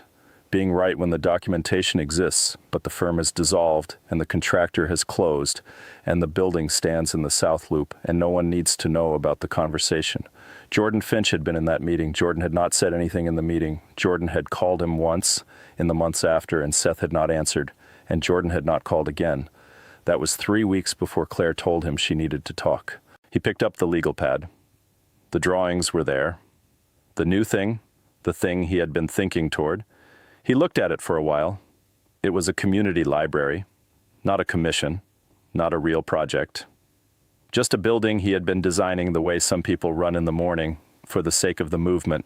A single-story building on a hypothetical urban site with a reading room that was lit from above by a system of clear-story windows set in a folded plate roof. The structural system was expressive. The thing that held the building up was the thing you could see, the same instinct, still there. He picked up the pencil. He drew. It happened on a Tuesday in the 4th week. The 4th week, which meant that the thing that had begun as just tonight had become, without formal negotiation, something that occupied a month of both their lives, and which neither of them had named with any precision, because naming it would require deciding what it was. He had been out later than usual. He had walked to the Greenwich Library, a habit he had established in the 2nd week, the library's public Wi-Fi and quiet tables and complete non-interrogation of his presence making it one of the more comfortable places he had found in years, and had stayed until closing, sitting with architectural journals and the kind of productive solitude that the library's specific silence enables. He had walked back in the dark along the post road, the cold sharper now, December beginning to announce itself in the temperature and in the way the light went early, a deep and serious dark by 4:30 that settled over Greenwich with the authority of a season that means business. He was cold when he came in. The house was warm. This remained, in the 4th week, a fact he had not fully habituated to. The warmth of the house was still something he registered each time, the way a person who has been cold for a long time continues to register warmth as a gift rather than a condition. He hung his jacket in the mudroom and went to the kitchen and found Catherine at the table with her reading glasses on and a glass of wine and a stack of papers that looked like board correspondence. She looked up. "You're late," she said, not a rebuke, an observation. The specific observation of a person who has been at some point a little concerned. "I walked back," he said. "It's 23 degrees. It's fine," he said. Then, because he heard how it sounded, "I'm not cold anymore. It takes a lot of cold to bother me." She looked at him for a moment with the specific look she sometimes gave him. the one he could not quite categorize, the one that was not quite warmth and not quite distance, and occupied the space between those two things in a way that he had stopped trying to decode and started simply accepting as the quality that she was. "I talked to Jordan Finch," she said. The sentence arrived in the kitchen with a weight that was out of proportion to its syllables. He was still standing by the door. He did not sit. "He called me," she continued, "this afternoon. He found my number through, I don't know, the board listings, perhaps. He's on the AIA Connecticut chapter board. He said he's been trying to reach you." She took off her reading glasses and set them down on the papers. "He said he has something to tell you that he should have told you 6 years ago." Seth looked at her. "Why did you tell him I was here?" he said. His voice was level. "Careful." "I didn't," she said. "He already knew. He said Nora told him you were in Connecticut. He found the rest." The silence in the kitchen had a different quality than their usual silences. This one had edges. "He said," she paused, choosing. "He said what happened at Renner wasn't what you think, or not entirely." She looked at him directly. "He said Douglas didn't fire you for insubordination. He said Douglas filed a false complaint with the state licensing board 3 months after the firm closed. That's why you couldn't get hired. That's why the contract work stopped." The silence extended. "Seth," she said. He was looking at the wall above her head, at the cabinet, at the space between the cabinet and the window where the light came in the morning. "The licensing board complaint," he said, "it was dismissed." He said it was dismissed after 18 months, but that 18 months was when I lost the rooming house, he said. His voice was flat, not angry, something underneath anger. "Was when I stopped being able to get contract work because every potential client ran a license check and found an open complaint." He said he saw the filing. He said he knew at the time that it wasn't. She paused. "He didn't do anything. For 6 years, he didn't do anything. He said he's been carrying that." "Good," Seth said. And then, because the word sounded brutal even to him, "I don't mean—" He stopped. He pulled out a chair and sat down, not with the purpose of sitting, but with the sudden necessity of not standing. "Douglas is dead," he said. "Yes. He died 3 years ago. I know. I saw the obituary. I was in Erie, Pennsylvania, and I read it in the library, and I didn't feel what I thought I would feel." He looked at his hands. "I mostly felt tired." The kitchen was very still. Outside, the December cold pressed against the windows, and the furnace ran its steady cycle, and the house held them both with the patience it had been holding them with for a month. "He wants to meet," Catherine said. "Jordan, he wants to come here." "Why here?" She looked at him. "Because he knows you're here, and because I think—" She paused. "I think he wants to see you with his own eyes." Seth was quiet for a long time. The legal pad was on the counter. He had left it there when he went out, the library drawings visible from where he sat, the folded plate roof and the clear story windows and the expressive frame that held the thing up. "He can come," Seth said. She nodded. "Catherine," he said. She looked at him. "I should have told you about the complaint," he said, "about what happened at Renner. I told you the version that was less complicated." She held his gaze. Her face had the quality it sometimes had when she was processing something real rather than something managed, more open, less composed, the architecture beneath the composure visible. "There's a lot you haven't told me," she said. "Not an accusation, an acknowledgement." "Yes," he said. "And there's a lot I haven't told you," she said. The sentence sat between them. "I know," he said. She picked up her wine glass. He poured himself a glass of water.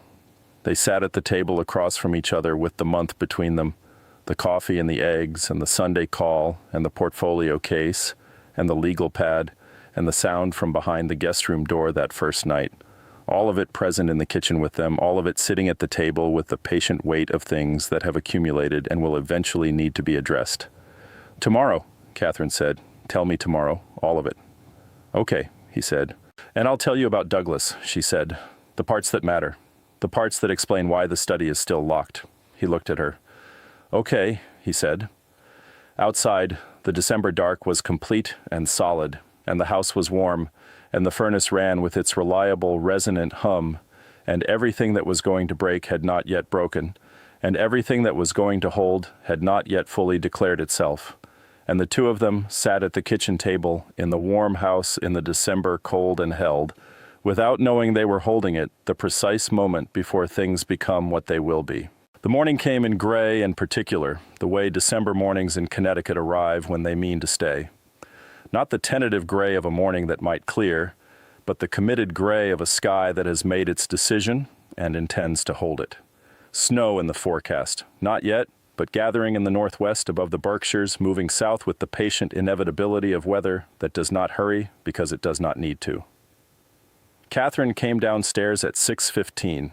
The coffee was made. Seth was at the table with the legal pad turned face down, which was new, and which she understood to mean that today was not a drawing day. Today was a different kind of day. She poured her coffee. She sat across from him. For a moment, they simply held their cups. The morning ritual they had assembled without designing it, the way the best structures are assembled, through use rather than intention. Douglas and I were not happy for the last 4 years of his life, she said. She had decided, somewhere in the small hours, that she would go first. It was fair. She had asked him to tell her everything, and fairness required that she offer the same before receiving it, not as transaction, but as the demonstration that the table was safe for what it was being asked to hold. Seth looked at her. He did not say anything. He was good at not saying anything when not saying anything was the right offering. I loved Douglas, she said. I want to be precise about this. I loved him until the end, and I grieved him, and I still grieve him in ways that are apparently structural, given the study and the filing system and the birthday gate code that I haven't changed. She paused. But the last 4 years were difficult in ways that I have not told my children, and have not told my friends, and have not told my physician, who asked once, and whom I gave a partial answer that she accepted. She wrapped both hands around her coffee cup. He had an affair, she said, a long one, 6 years, beginning around 2007. I found out in 2011.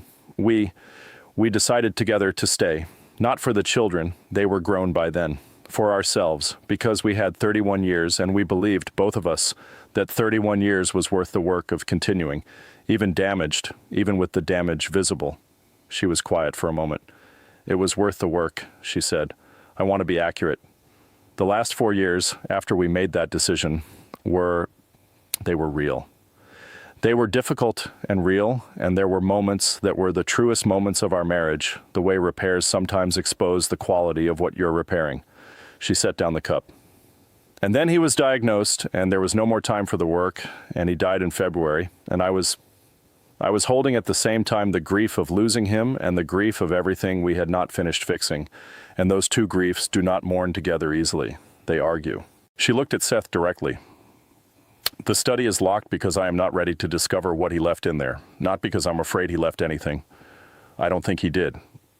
I think I'm afraid of finding nothing, of opening the drawers and finding the ordinary contents of an ordinary desk, and having that be the whole of what remains of the unfinished part. She paused, as if the unfinished part only exists as long as the drawers stay closed. The kitchen was very still. Seth looked at her for a long time with the cedar gray eyes, the face that had learned patience the hard way, the kind of patience that doesn't come from temperament but from years of having no alternative.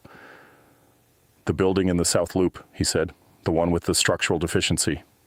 She nodded once. Your turn. He told her the full version. It took 22 minutes. He did not organize it the way he had organized the shorter version.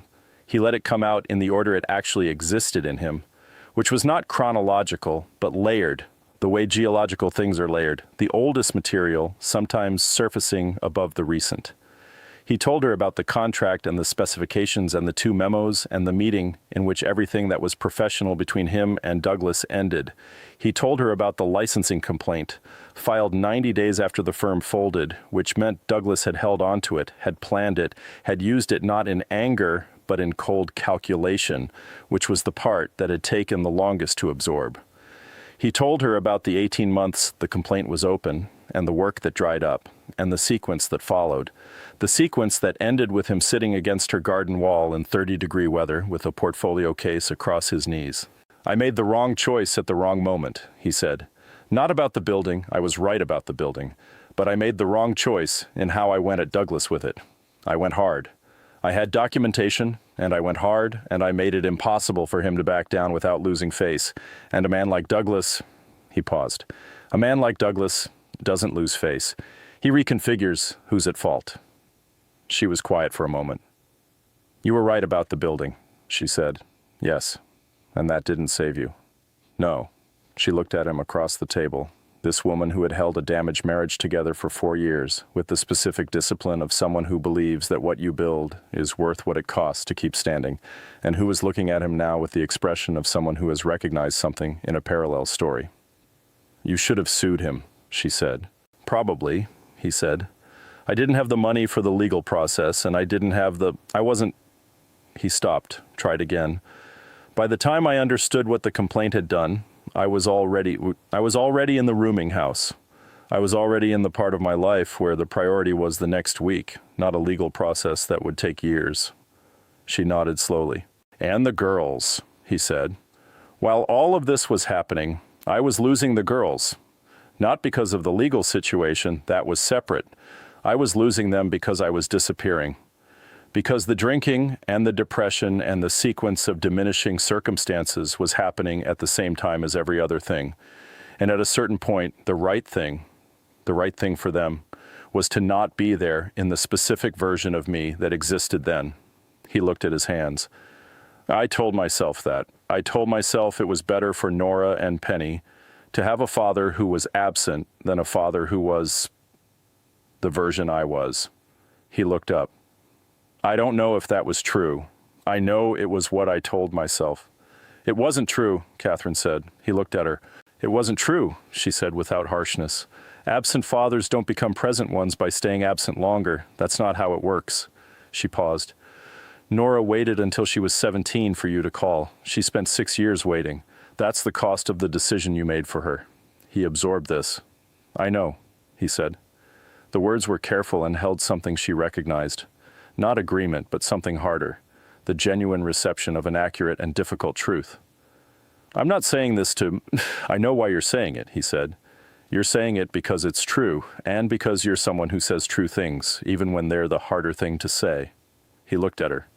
I noticed that about you, that first morning, the way you talked about the drawing. It's very good, you said, not something softer, what was true. She held his gaze. You're going to have to find a way back to them, she said, not the way it was. The way it is now. Nora in her life with her mother and her architecture school applications. Penny in whatever her life is. 14, he said. He stopped. The sentence had no good ending. I don't know enough about her life to describe it. Then find out, Catherine said. That's not a complicated instruction. A silence. The furnace ran. Outside, the gray had deepened slightly. The first suggestion of the approaching system from the northwest, the light going flat and milky. And Jordan, she said. And Jordan, he agreed. What do you want from that conversation? He thought about this seriously, the way he thought about things that deserved it. I want to understand why he waited 6 years, he said. I want the explanation. I don't know if I need the apology. He paused. I want to know if the building in the South Loop is actually safe. It is, she said. I looked it up. Full permit history, no corrective orders since 2014, certificate of occupancy current. I looked it up Tuesday night. He stared at her. You looked it up, he said. I had the address from what you told me, she said. The South Loop, mixed use, 2011 construction. There are not that many of them. It was not difficult.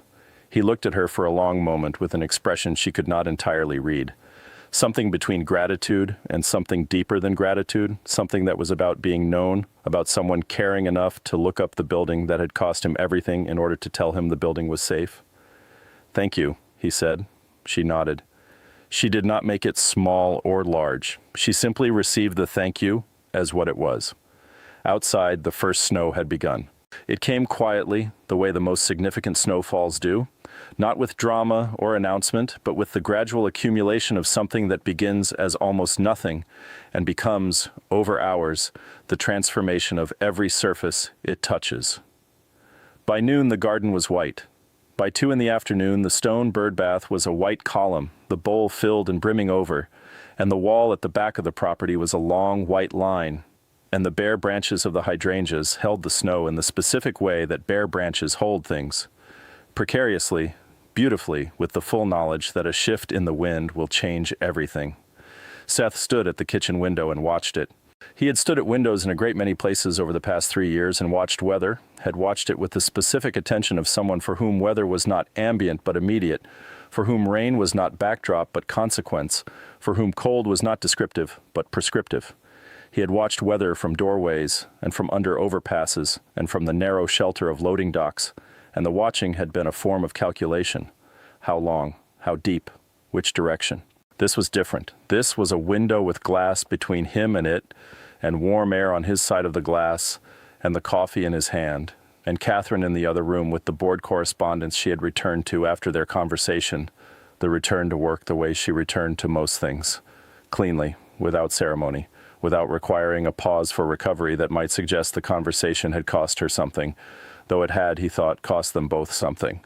Not badly, the way necessary work costs something.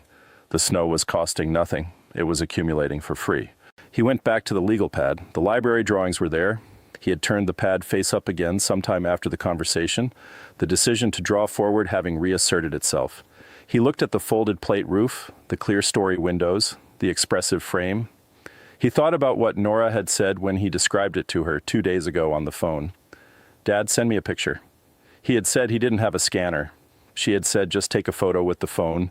The light from a window is fine if you angle it right. He had not done it yet. He was going to do it today. He propped the legal pad against the window. The north light, even on a snow day, came in clean and even, without the directional drama of sun.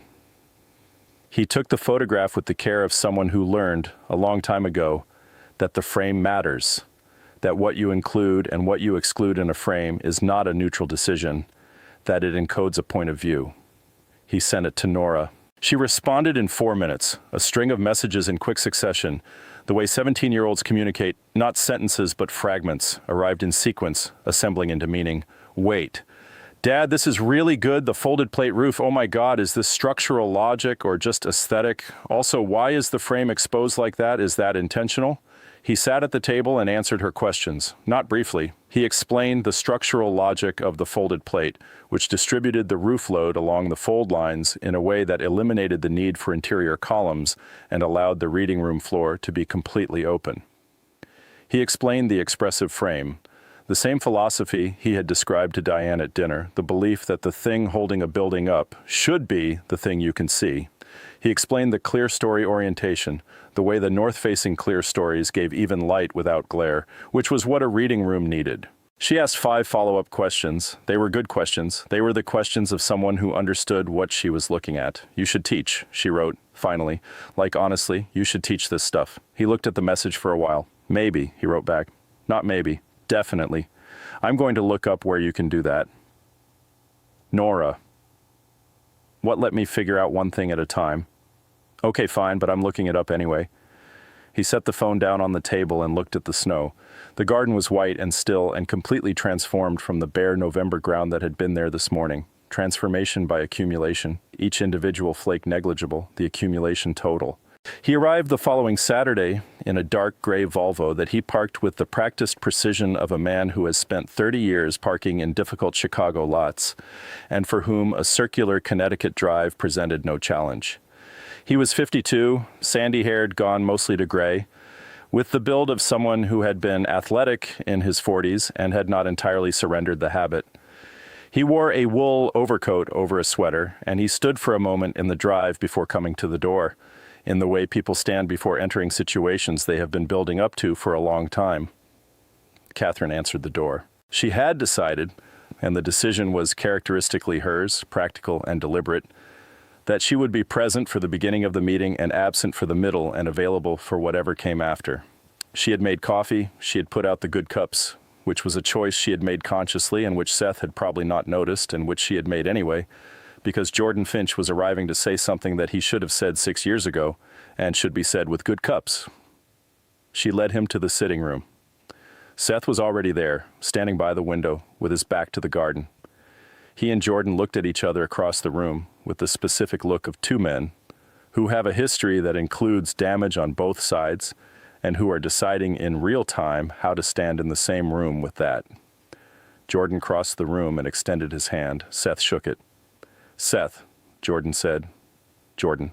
She left them with the coffee and went to the kitchen and sat at the table with the board correspondence and did not pretend to read it. She heard from the sitting room the low register of men's voices, not the words. The room was too far, the walls too thick, the house too solid to carry conversation between its rooms.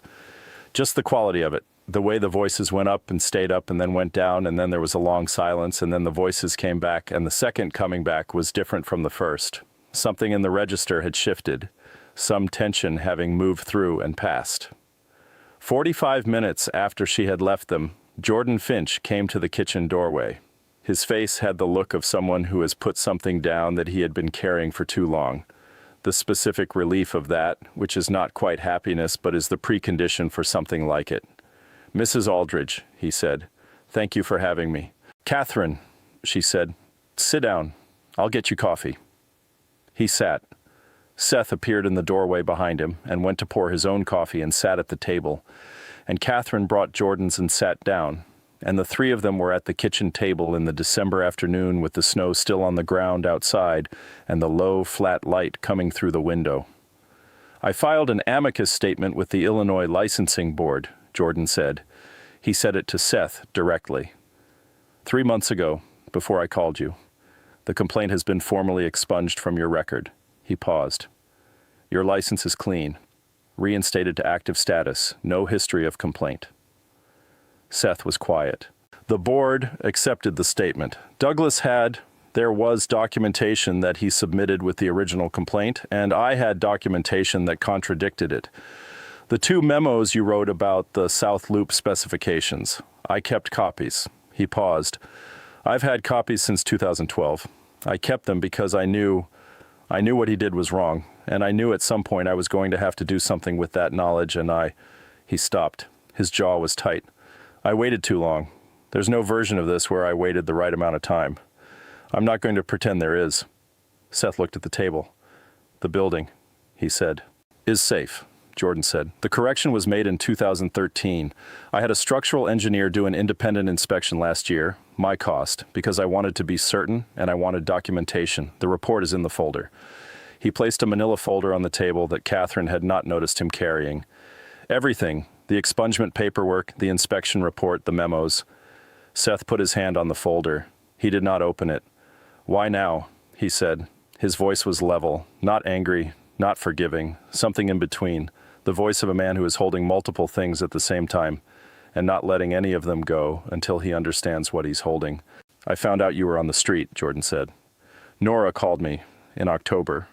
She said she'd been trying to find you for 2 years, and she'd found out," he paused.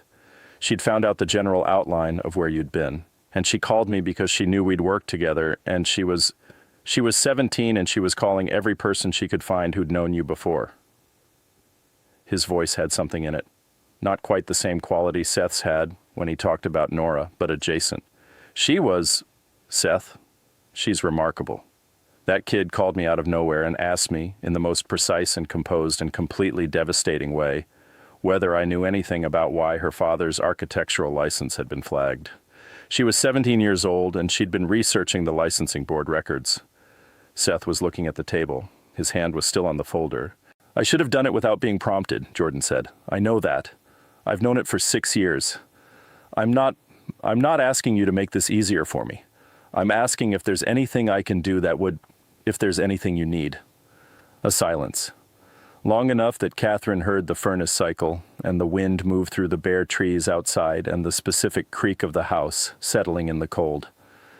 "My license is active," Seth said. "Yes." Seth looked up. He looked at Jordan with an expression that was complicated and honest and held, all at once, the 6 years in the rooming house and the thing he had told himself about his daughters and the building on Wacker Drive and the new library drawings on the legal pad and the phone call with Nora and the Tuesday morning conversation with Catherine and the whole long accumulation of things that had brought him to this kitchen table on this December Saturday. "Give me 6 months," Seth said. Jordan looked at him. "To get back to something functional," Seth said, I'm working on something. A library project, hypothetical, but it could be a portfolio piece. I need 6 months to get back to where I can walk into a professional context and stand there without... He stopped. I need 6 months. And then I'd like to talk about whether there's a role at Finch Halloran for someone with my specific... for someone who understands structural systems. Jordan was very still. Yes, he said. There is. There absolutely is.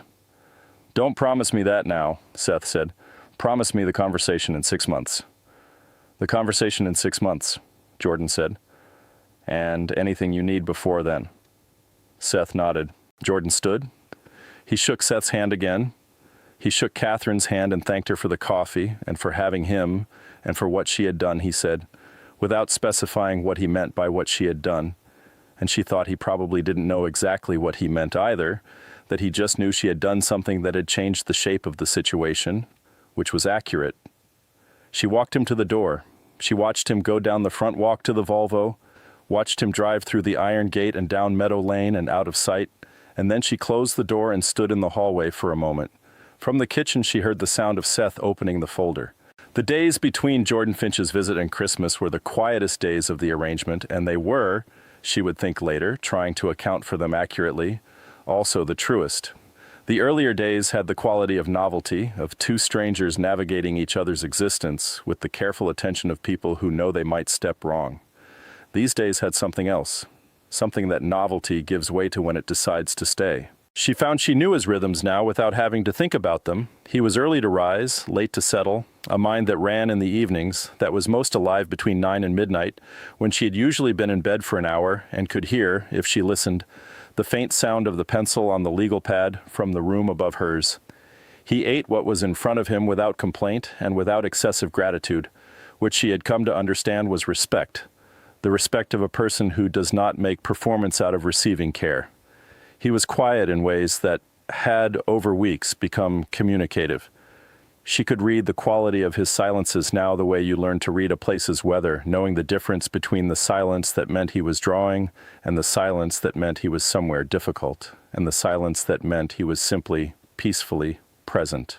He fixed the shutter. This was a small thing, and she mentioned it only because it was representative of something larger.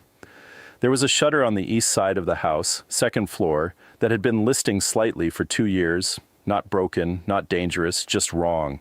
The top hinge having worked loose over several winters until the shutter sat at an angle that was barely perceptible from the street, but which she had noticed every time she passed that side of the house on her morning walk. She had called the maintenance service twice, and they had added it to the list, and the list had been long. She came home one afternoon from the Riverside board meeting to find Seth on the aluminum extension ladder from the garage at the second floor window, with a screwdriver and a replacement hinge he had apparently purchased at the hardware store on the post road. He was working with the specific, unhurried competence of someone who understands construction in his body, not performing the task, but simply doing it, the way a person who genuinely knows something does things without the self-consciousness of performance. He came down the ladder and folded it and looked at the shutter, which was now correctly vertical. The screws were stripped, he said. I used longer ones. Pilot holes first, so I didn't split the wood. Thank you, she said. The third floor gutter has a section that's pulling away from the fascia, he said. On the north side. You'll get ice dams if it's not fixed before the next freeze. Can you? I'll call someone, he said. I shouldn't go that high on that ladder alone. She looked at him. What? He said. Nothing, she said. I'm glad you're here. She said it simply, without inflection. The way you state facts, you are no longer debating. She went inside. He folded the ladder against the garage wall and followed. He called Penny on a Thursday, 2 weeks before Christmas. He had been preparing for it in the way he prepared for things that frightened him. Not avoidance, but a slow, methodical approach, like triangulating a position from multiple points before committing to the bearing. He had talked to Nora about her carefully. He had composed in his head approximately 40 different opening sentences. He had discarded all of them. He had picked up the phone and dialed. Penny did not answer the first time. He left a voicemail. Brief, not quite adequate, his voice rougher than he'd wanted it. She called back in 20 minutes. Hi, Dad, she said. The simplicity of it. Hi, Dad. As if no time had passed, as if she had decided somewhere in the interval between his voicemail and her return call that the time was not the point. She was 14 and she talked the way 14-year-olds talk. in a rapid, branching, frequently interrupted style that assumed the listener could follow multiple threads simultaneously, which he could, barely, and which delighted him in a way he had not been prepared for. She was funny. He had not known she was funny. She had been 9 the last time he saw her, and 9-year-olds are funny in the physical, situational way of children who have not yet developed the verbal architecture of wit. Penny at 14 was genuinely observationally funny.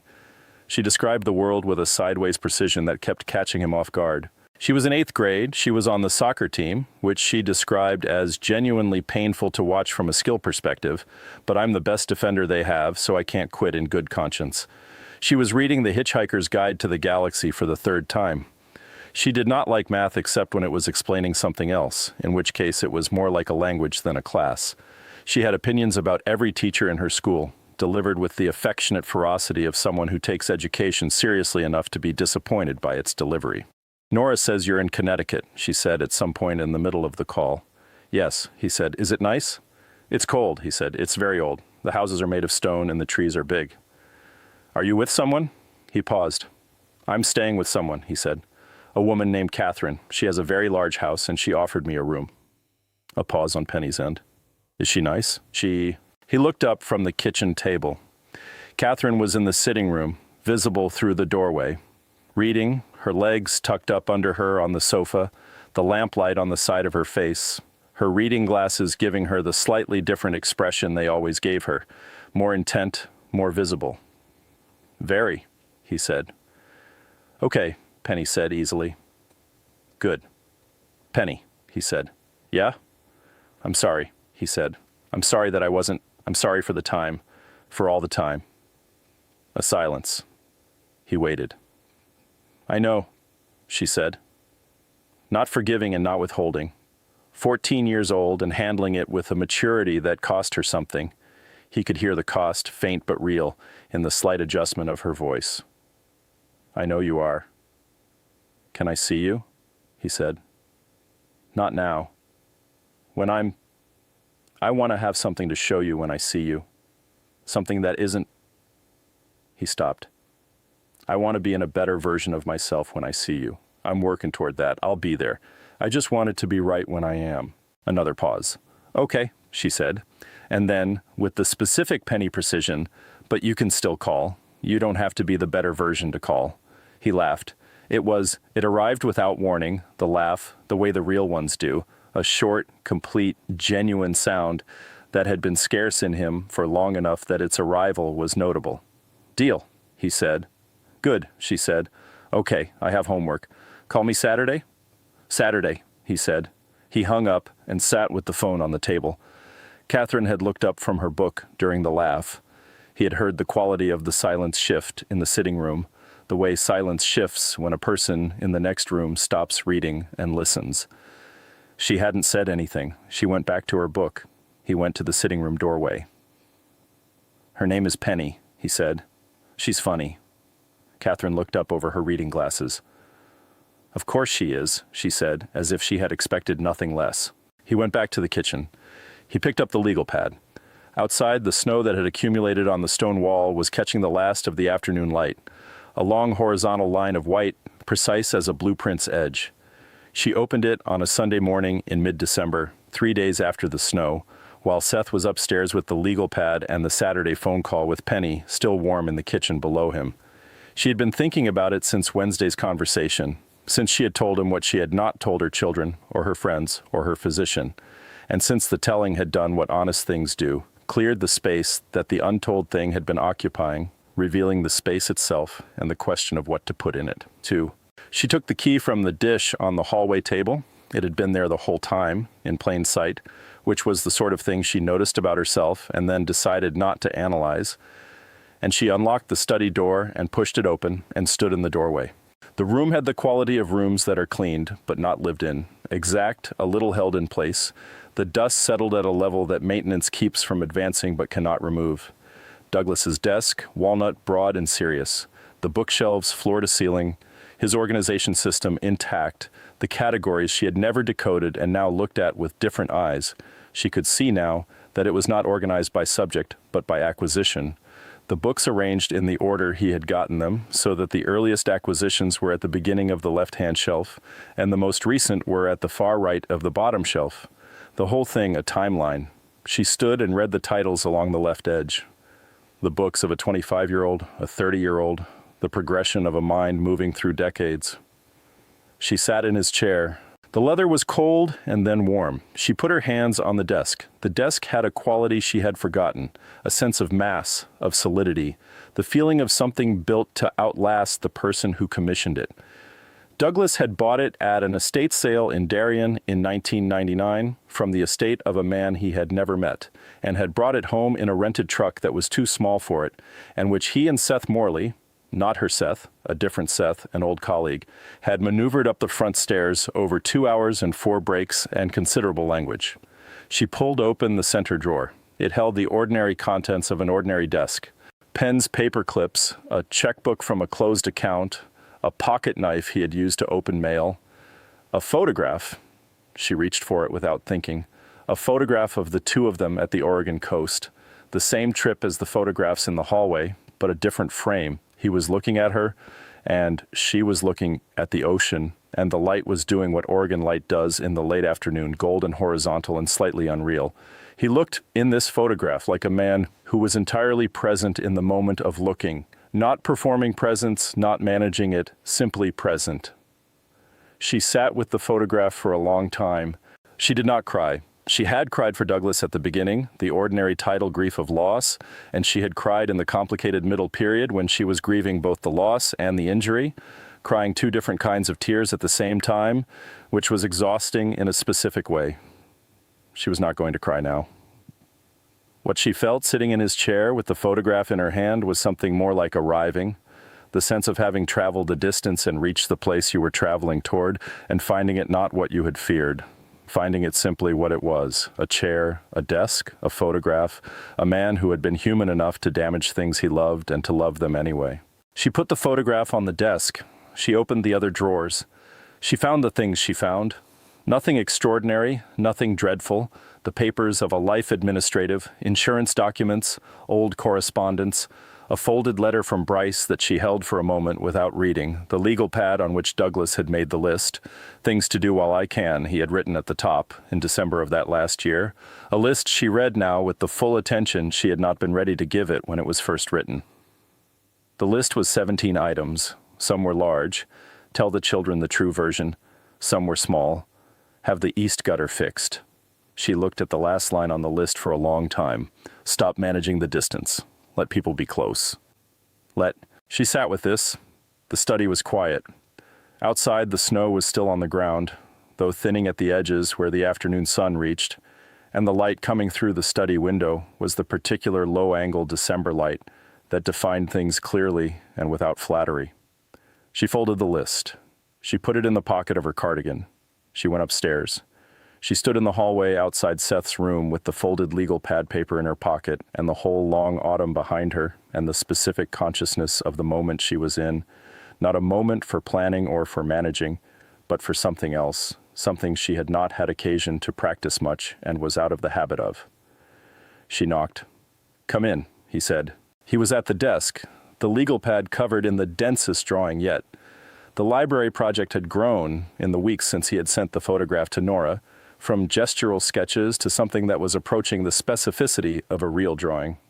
Dimensions appearing, material call-outs beginning, the thinking becoming documentation. He turned to look at her. He read her face. She had noticed him do this, his ability to read her face, the same quality she had in reverse. And she saw him read it and adjust, setting down the pencil. "Are you all right?" he said. "I opened the study," she said. He was quiet. "He had a list," she said. "Things he wanted to do while he still could." She paused. "He wanted to tell the children the true version. He never did. He died before he..." She paused again. "He wanted to stop managing the distance." Seth looked at her steadily. "He was a better man at the end than at the middle," she said. "I want you to know that, because I've told you the middle, and I want you to have the whole picture." He nodded. She stood in the doorway for a moment. the hallway photographs behind her, and the Northlight room in front of her, and this man at the desk who had arrived in her life, through an opening she had not known was there. "I'm glad you kept the drawings," she said. He looked at her. "You said that before," he said, "the first morning." "I know," she said. "I'm still glad." Something in his face shifted. Not a smile. Something behind the smile, the structural element that a smile is built on. Something that had been, when she first saw him on the sidewalk, deeply buried, and which had been surfacing, increment by increment, through 40 days of coffee and drawings and honest conversation, the way buried things surface when the weight above them is lifted slowly, carefully, piece by piece. "Catherine," he said. "Yes. I don't know what this is," he said, meaning the arrangement, the house, the two of them at the kitchen table, all of it. "I don't either," she said. "But I'd like to keep not knowing for a while," he said. If you want that." She looked at him. "The gutter on the north side," she said. "You said you'd call someone." A pause, then the almost smile, the structure of it. "I'll call Monday," he said. "Good," she said. "Dinner's at 7. She went back down the hallway. Behind her, she heard the pencil resume on the paper. Below, the furnace ran its reliable cycle. The house held them both in the December quiet, the way it had held them from the beginning. Without judgment, without comment, simply providing what houses provide: walls, a roof, warmth, and the patient structure within which human beings attempt the difficult work of becoming what they might, eventually, be. She did not make a large event of it. That was not what the situation called for, and she had, over 63 years, developed a reliable instinct for what situations called for. She bought a tree, a Douglas fir, which she stood with for a moment in the lot on the post road before choosing it, aware of the name and choosing it anyway. She and Seth decorated it on Christmas Eve with the ornaments from the box in the attic, the accumulated 30 years of ornaments that Douglas had helped choose, and that she had not looked at since the last Christmas before his diagnosis. The ornaments were what they were, the ones the children had made, the ones from places traveled, the glass ones from a shop in Prague that they had visited in 1998. And she held each one for a moment before hanging it, and Seth held the ones she handed him and hung them without fuss. And by the time they were done, the tree was the way the trees had always been, a record. Diane called on Christmas morning. Bryce called in the afternoon. She told them both that she had had a quiet and good Christmas, which was true, and she told them both that Seth was still staying in the north bedroom, which she said simply, without explanation, and which they both received with the silence of people who have made their peace with a situation they do not entirely understand. Nora sent a photograph, unprompted, on Christmas morning, of her application portfolio. 12 sheets. The first sheet was a cover page with her name and a small drawing of a detail, a structural connection, steel to steel, drawn with the precision of someone who understood what they were drawing. Beneath the detail, in small letters, based on drawings by Seth Calhoun, 2004. Seth sat at the kitchen table with the phone and looked at this for a long time. "She cited you," Catherine said. "She cited me," he said. His voice had the quality it had in the small hours sometimes, when she could hear him through the ceiling.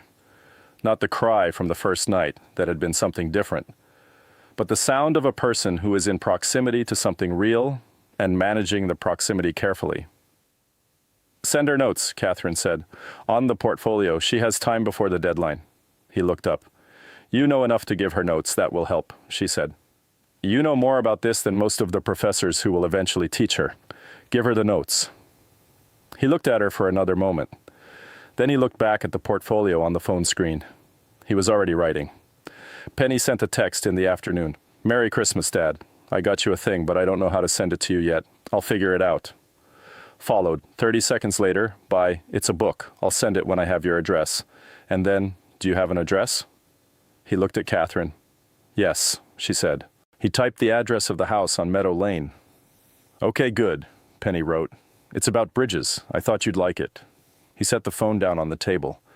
Outside, the snow was on the ground again. Another fall overnight. The garden returned to its white version, the stone bird bath a white column again, the wall at the back a long white line. The crow was back on the wall in the same composed posture of something that has made its peace with the cold. He thought about bridges. He thought about what a bridge is, structurally, what it does, what makes it work, the particular problem it solves. A bridge is not a building. A building occupies the ground, derives its load path from the ground, leans on the ground the way all settled things lean on what is beneath them. A bridge spans. A bridge takes the load of everything crossing it and transfers it to the supports at either end, the span between the supports holding itself up through tension and compression in careful balance. The bottom chord in tension, the top chord in compression, the load finding its path to the supports through the geometry of the structure. The best bridges, he had always thought, are the honest ones. The ones where you can see how the load path works. The ones where the thing that holds it up is visible, expressed in the form, legible to anyone standing on it. You are crossing something that should not be crossable, and this is how it holds you up, and nothing about that is hidden. He picked up the pencil. He drew. Spring came to Greenwich the way it comes to New England. Late, then suddenly the transformation from gray to green happening in the space of 2 weeks, with a speed that always surprised her, no matter how many years she had watched it. The forsythia first, that extreme and temporary yellow, then the white of the cherry trees along the post road, then the slow green arrival of the larger trees, the canopy reassembling itself, leaf by leaf, until the Whitfield house disappeared behind the maples and the yard was private again in the way it was only in summer. The bird bath was full. She had filled it in March, when the overnight temperatures first stayed reliably above freezing, not because she had been thinking about it, but because she walked past it on a morning when the light was doing something she wanted to honor, and she picked up the hose and filled it. And a week later, a house finch discovered it, and after that there were birds most mornings, the small commerce of the garden resuming. Seth's library project was a real project now. She had not entirely predicted this, though the sequence had been visible in retrospect. Jordan Finch had connected him in January with an architect in New Haven named Victoria Soto, who was on the board of a community development organization working on a branch library in Fairhaven. Victoria had seen the drawings. Seth had sent them to Jordan. Jordan had forwarded them with a note. Victoria had called and had asked to meet. They had met. Victoria was direct and thorough, and she understood structural systems with the rigor of someone who had been doing this for 20 years. And she and Seth had talked for 3 hours at a coffee shop on Chapel Street, while Catherine walked around the Yale campus in the January cold and thought about Douglas and the locked study, and the things she had found there and the things she had not. The project was not certain. The funding was partial. There were approvals pending and compromises ahead, and all the ordinary friction of real work in the real world, which is to say it was a real project, with real obstacles, none of which were the kind that can be solved by sleeping against a garden wall. He was using the study. She had offered it in February, when the portfolio work and the New Haven project had outgrown the desk in the north bedroom. She had cleared Douglas's desk, not discarded, cleared. The papers and the pens and the pocket knife moved to the top shelf of the hall closet, sorted and labeled, available. She had unlocked the glass front bookcases that Douglas had used for the architectural references he collected, a shelf of Kahn, a shelf of Mies, the fat green volumes of Banham's environmental history, and those books were still there, Douglas's and Seth's occupying the same shelves in the way that all the things in the house occupied the same house, the layering not a problem, but a record, a stratigraphy of the people who had been in these rooms and what they had brought with them. She walked past the study on a morning in April and heard the pencil on paper. The door was open. She did not stop, but she slowed, the small pause of a person receiving a fact she is glad to receive, and continued down the hallway. The phone call with Nora came later that week. Nora, who had been accepted to the University of Michigan in February, who had celebrated in the way that 17-year-olds celebrate, with friends, with her mother, with a phone call to her father that lasted an hour and 40 minutes, and covered not only the acceptance, but the scholarship and the housing options, and the specific professors she wanted to study with, and a question about whether there was structural engineering coursework in the first year and whether he thought she should minor in something other than architecture. He had said minor in something entirely unrelated, minor in literature or philosophy or environmental science. The best architects I knew, he had said, were the ones who were interested in things other than architecture. The buildings come from the whole life, not just from the drafting table. She had said, well, you sound like a professor. He had said, your sister suggested that months ago. She had laughed. He had laughed. The kitchen, which had been the site of so many mornings of coffee and silence, and the careful accumulation of two people learning each other, had held the sound of it with the equanimity of rooms that have held everything and judge nothing. She thought, sometimes, about the night she had stood in the corridor with the cold floor beneath her feet and the narrow strip of light at her eye level. She thought about what she had heard, the specific quality of it, the relief that was in it, the sound of a man who had forgotten what a ceiling was and had been given one back. She thought about the way she had stood with her back against the wall, the solid house behind her, and felt something shift. The question she had not been ready to articulate at the time, but which she could articulate now: what does it cost you to be in a house this large and this alone, and to hear a person cry with relief over a bed? It had cost her the assumption that the distance she had built was serving her. It had cost her the comfortable belief that competence was the same as presence. It had cost her the version of herself that could walk past a man sleeping against her garden wall without stopping, and she was not sorry to have paid any of it. In May, Nora came to visit. She drove down from Chicago with her mother's blessing and her friend Rachel's car and a folder of sketches she had been working on over the winter, and she arrived on a Friday afternoon and stood in the circular drive and looked at the house with the particular focused attention of an architect's daughter who has been raised to look at buildings. Seth met her at the door. Catherine stood in the hallway, slightly back, and watched. They were the same height. Nora had her mother's height, her father's coloring, and something in the face that was neither of them, some third thing that children carry that belongs entirely to themselves. She had the portfolio folder in one hand and her phone in the other, and she looked at her father in the doorway with the same expression Catherine had seen in the hospital waiting room when families who have been separated by circumstance find each other again. The expression of someone who has been practicing for a moment, and finding, now that the moment has arrived, that the practice was not quite preparation for the real thing. She hugged him, not briefly, not with the calibrated quality of the practiced embrace. With the full and uncalculated force of 17 years and 5 months of waiting, he held her. Catherine went to the kitchen and started the coffee, and stood at the window above the sink and looked at the spring garden. Green now, fully green, the hydrangeas leafed out, and the bird bath ringed with birds, and the back wall draped in the first of the climbing roses that would not open for another month, but which were already leaved and climbing with the unasked-for ambition of things that know what they are and intend to be it fully. She heard them come in behind her. "Catherine," Seth said. She turned.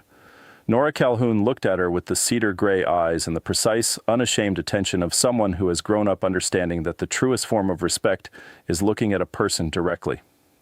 "Thank you," Nora said, "for everything." Catherine looked at her for a moment, at the eyes that were her father's, at the composure that was her own, at the 17 years of waiting that were visible nowhere and everywhere. "The coffee's almost ready," she said. "Sit down." Nora sat down. Seth sat across from her. Catherine set 3 cups on the table, the good ones, the ones she used for occasions she cared about, and poured the coffee and sat down with them. And outside the spring was fully arrived, and the garden was fully green, and the birds were at the bird bath, and the light was the long, generous, unhurried light of a May morning in Connecticut, the kind of light that finds everything and asks nothing of it, that falls equally on the stone wall and the rose canes and the old wood of the kitchen table and the hands of 3 people sitting together in the warm and living house. The first ceiling, not the one above the guest room, the one Seth had cried beneath on the first night, though that was where it began, in the specific and devastating relief of a man given back something he had stopped expecting. The ceiling every human being needs, the roof over the life, the structure that says, here is a place, and it is yours, and the cold is outside, and you are inside, and that is what a home is. Not a house, not walls and floors and windows, though all of those matter, and Seth Calhoun understood better than most how much they matter, the invisible calculus of the structures that hold us up. A home is what happens when the structure is inhabited by people who have decided, without ceremony, without announcement, through the quiet accumulation of coffees and drawings and honest conversations and folded lists and phone calls and the particular quality of silences, that the structure is worth staying in. He had forgotten he deserved a ceiling.